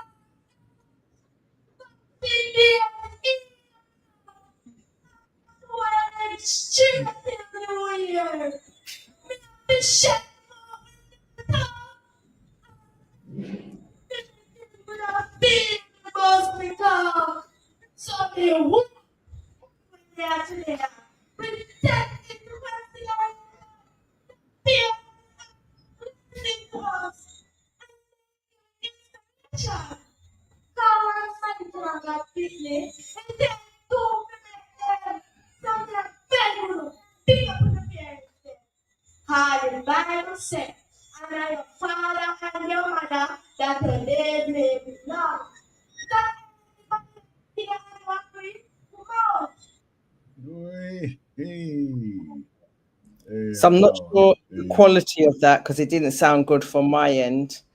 I will aim to get you one that's hopefully a better quality. Like I said, I don't know if it came across well, but yeah, that was. Right. She actually did win the. She won the. She was Yeah. she was the female winner. Yeah. Okay. Yeah. Good. That's good. That's good, man. That's good. Hey, top performers. Top Yeah, performers. and considering the work that it takes. But again, if we go back to from a mindset point of view, if you encourage the children when they're young to have experiences outside of the schooling system, again, it gives them different tools in their toolbox that they can draw upon as they go through life. Exactly. Different lived experiences, because we recognize the schooling system has its own agenda, but from a family point of view, from a religion point of view, from an external activities point of view, the question is, do we give our children enough lived experiences? Exactly. And we have to look for the well-being of all of them as well, you know, because if we don't look for their well-being, right, that is when the system can slip inside there and Yes. and provide that little gap between us and them again, right?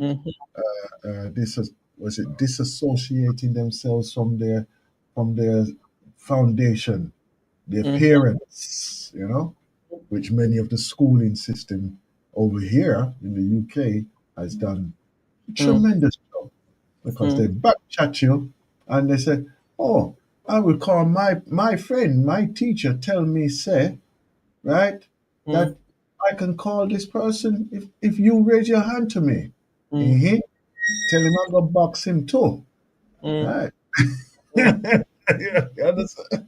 So, I smile because as I was going with Colonel and we were taking a trip into town to have those conversations in regarding the funding, and with the said ministry, he was talking about our foreparents, and he said that it may seem cruel, and I'm thinking to myself, is there any other way of doing it?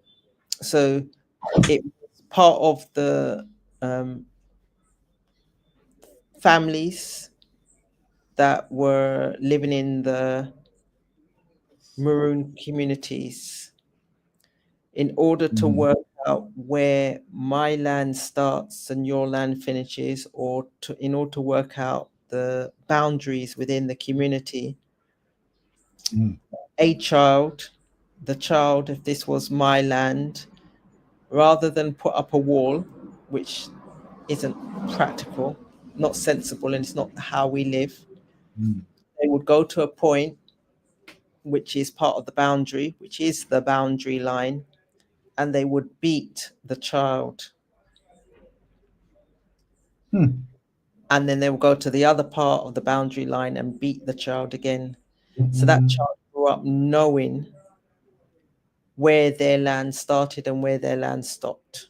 Oh gosh. So the Colonel was saying the same thing. It sounds barbaric, but how else would you know where your land starts or where your land stops? Oh my gosh. Oh my gosh. Is there any other way? Because they would literally beat the children, but then it would become a memory. So you knew exactly at this rock, this tree, this stump, this river, this bit of something which is permanent. This is the beginning of my land. This is the end of my land. This is somebody else's land. And this is before we would erect, like I said, the fences, and we recognize the fences and the way they carved up Africa didn't work and doesn't work. But is that any better? Is that any worse? I'll tell you, when you come with things like that now, right? It's just the thought of it. It's just the thought of it, isn't it? And the Colonel said he held up his hands. He says it sounds very barbaric, but the primary purpose of doing it, because the child had done nothing, so the child would be crying, "Why have you beaten me?" But they would remember exactly where they'd got beaten, so they then know that was their land. This was the edge of their land. This is your safety net. This is the land. But if you cross this river, then anything could happen to you at the other side. If you cross over and you go into someone else's land, at that time, crossing over may be death, because you're going to come up against either other runaway other slaves who are looking for the Maroons to bring them back to the plantations, and or you're going to come up against either the British or the others who are looking to wipe out the Maroons. So it does sound barbaric, and sometimes, and in this day and age, we will turn around and say we should not be beating up. That is what this society over here says that. Yeah. Right? There is logic behind what they did at the time. And I'm just, my brain's not formed enough to think, is there another way of doing it whereby the children and the next generation and the next generation and the next generation knew exactly where their land started, where their land ended? Apart from putting up electric fence, you can't do that. We know that they put up the equivalent of fences and everything around Africa, and it doesn't work. It doesn't work, because Thank that's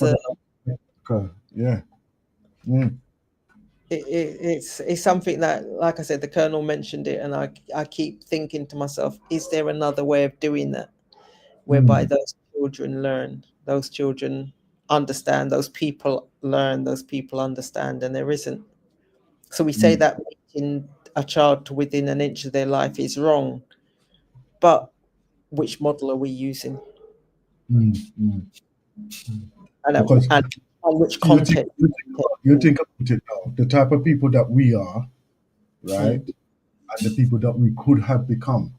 But yet, when that mother sing out, you stop whatever you're doing, and you find yourself back inside. Right? So it's not a case of that, oh, it's barbaric. These are the things that save us. These are our saviors. And that's the thing, when you think about the land, going into somebody else's land or crossing the river could be the equivalent of not coming back. So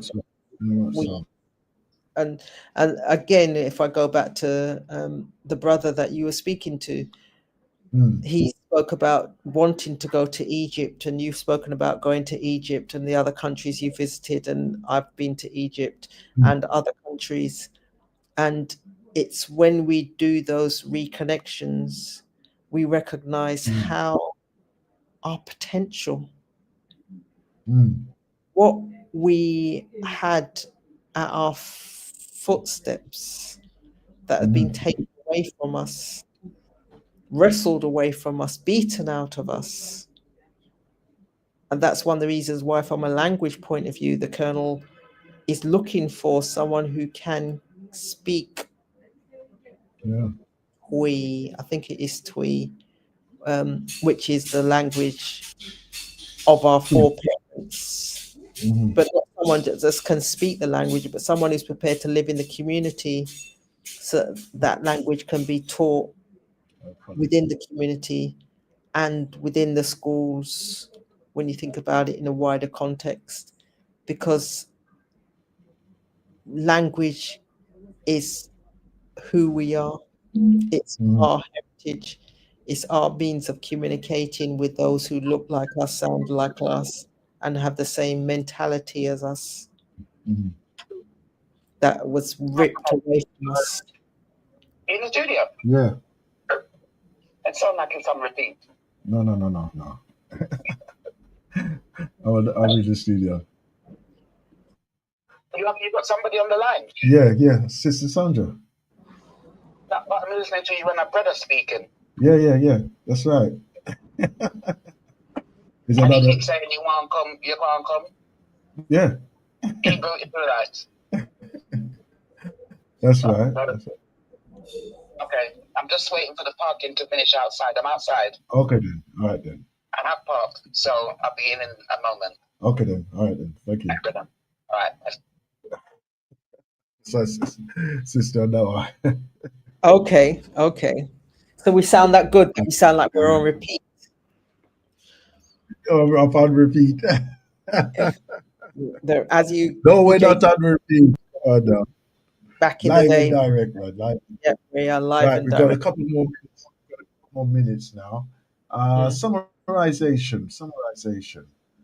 Right. We started off with my experience with the carnival and Okay. what is going to be in the future, what can be for the future as well, right? Doing a historical research on what the processes of the various carnivals have been over the time has been it's been a very mainstay of like my understanding of what's happening in the carnival.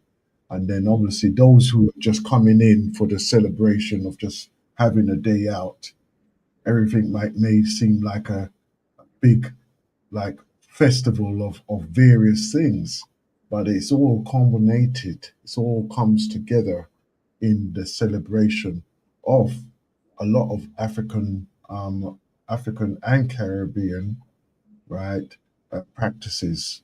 You know, I am hoping that one day they will cover it in the respectful way how it should be covered, right?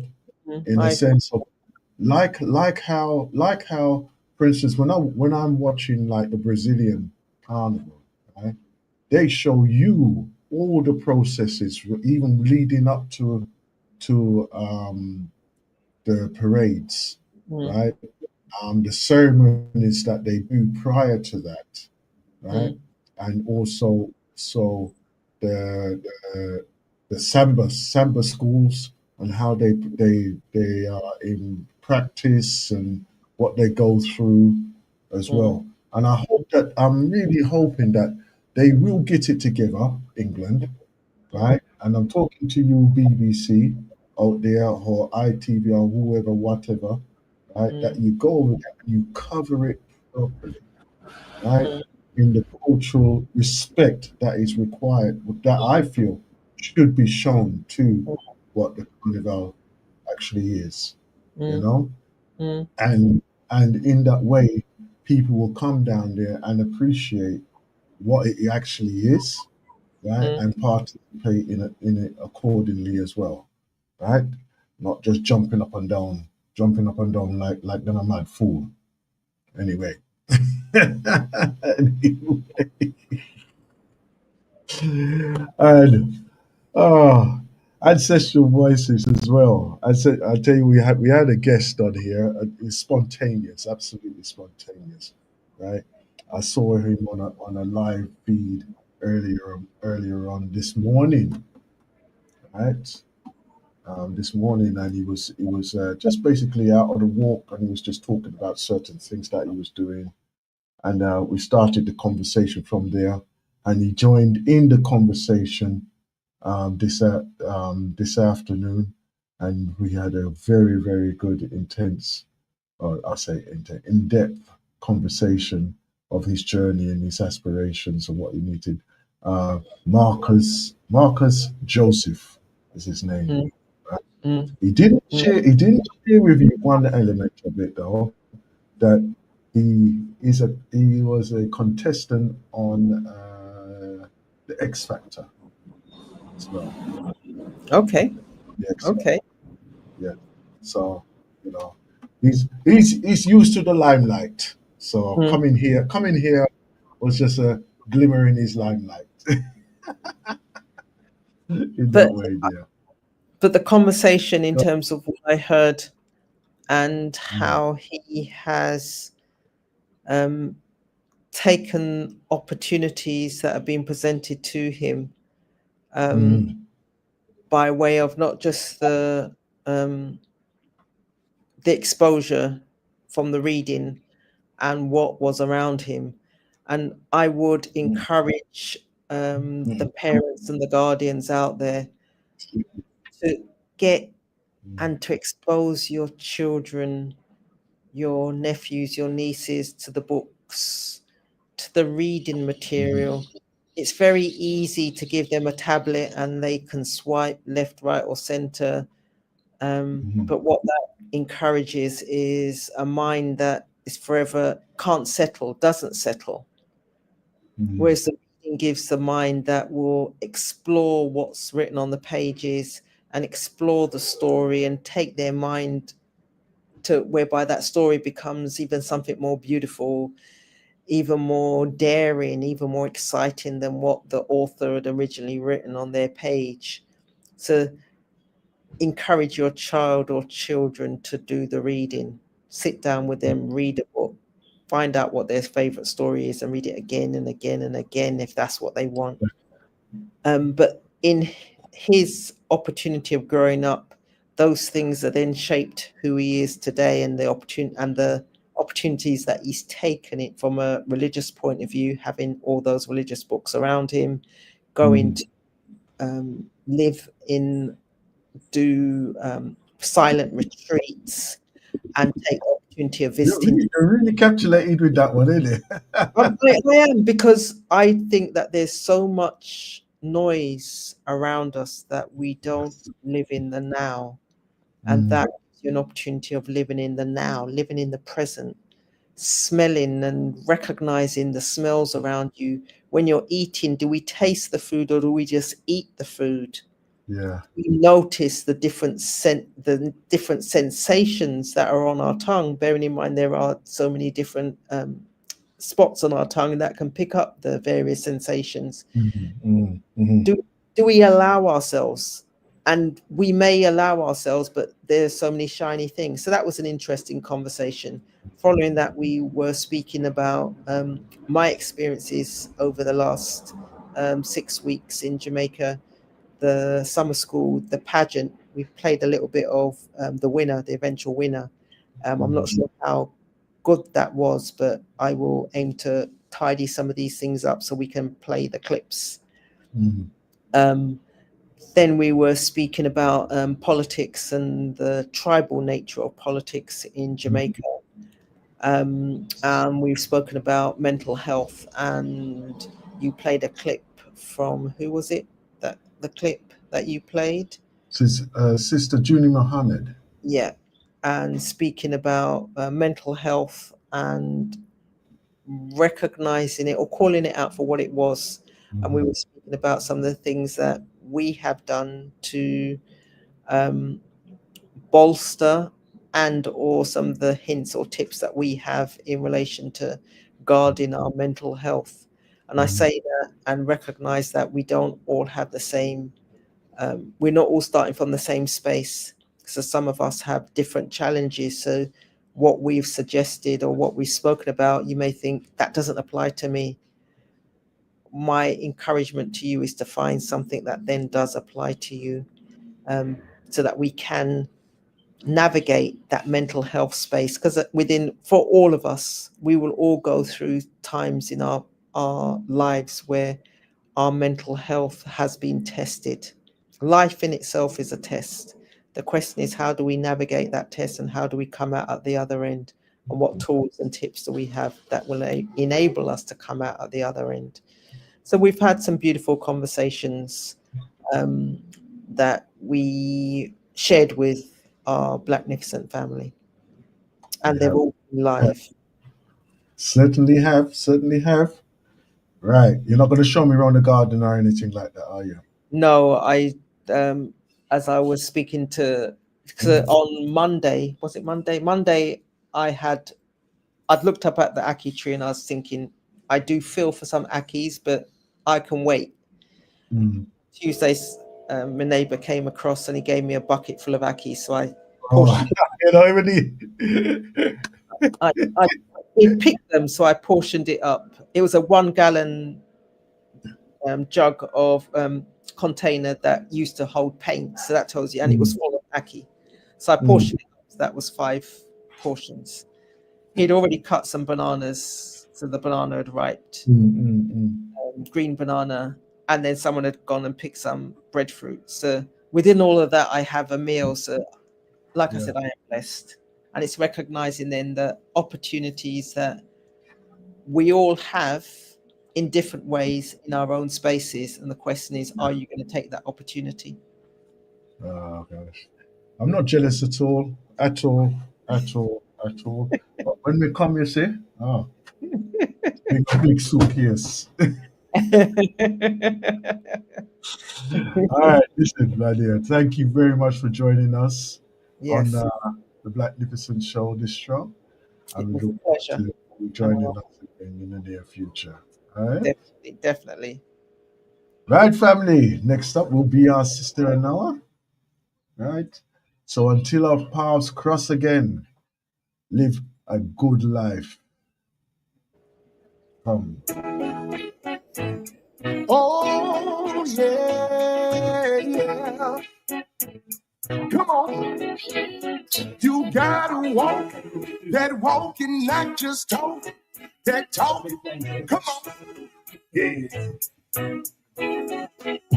You gotta do what you do and let them do what they do.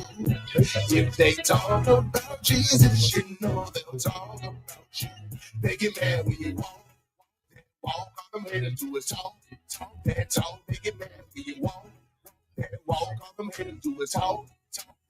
Just keep walking. They don't say what they gon' say, but they won't say it to your face. They rather talk behind your back, spreading lies, not stating facts. But that's cool, play it smooth. You ain't gotta move like they do. You gotta walk and let them talk. It ain't no action in there. Yeah, you gotta walk and let them talk. It ain't no action in there. Yapping just a lot of your own folks. Steady hands.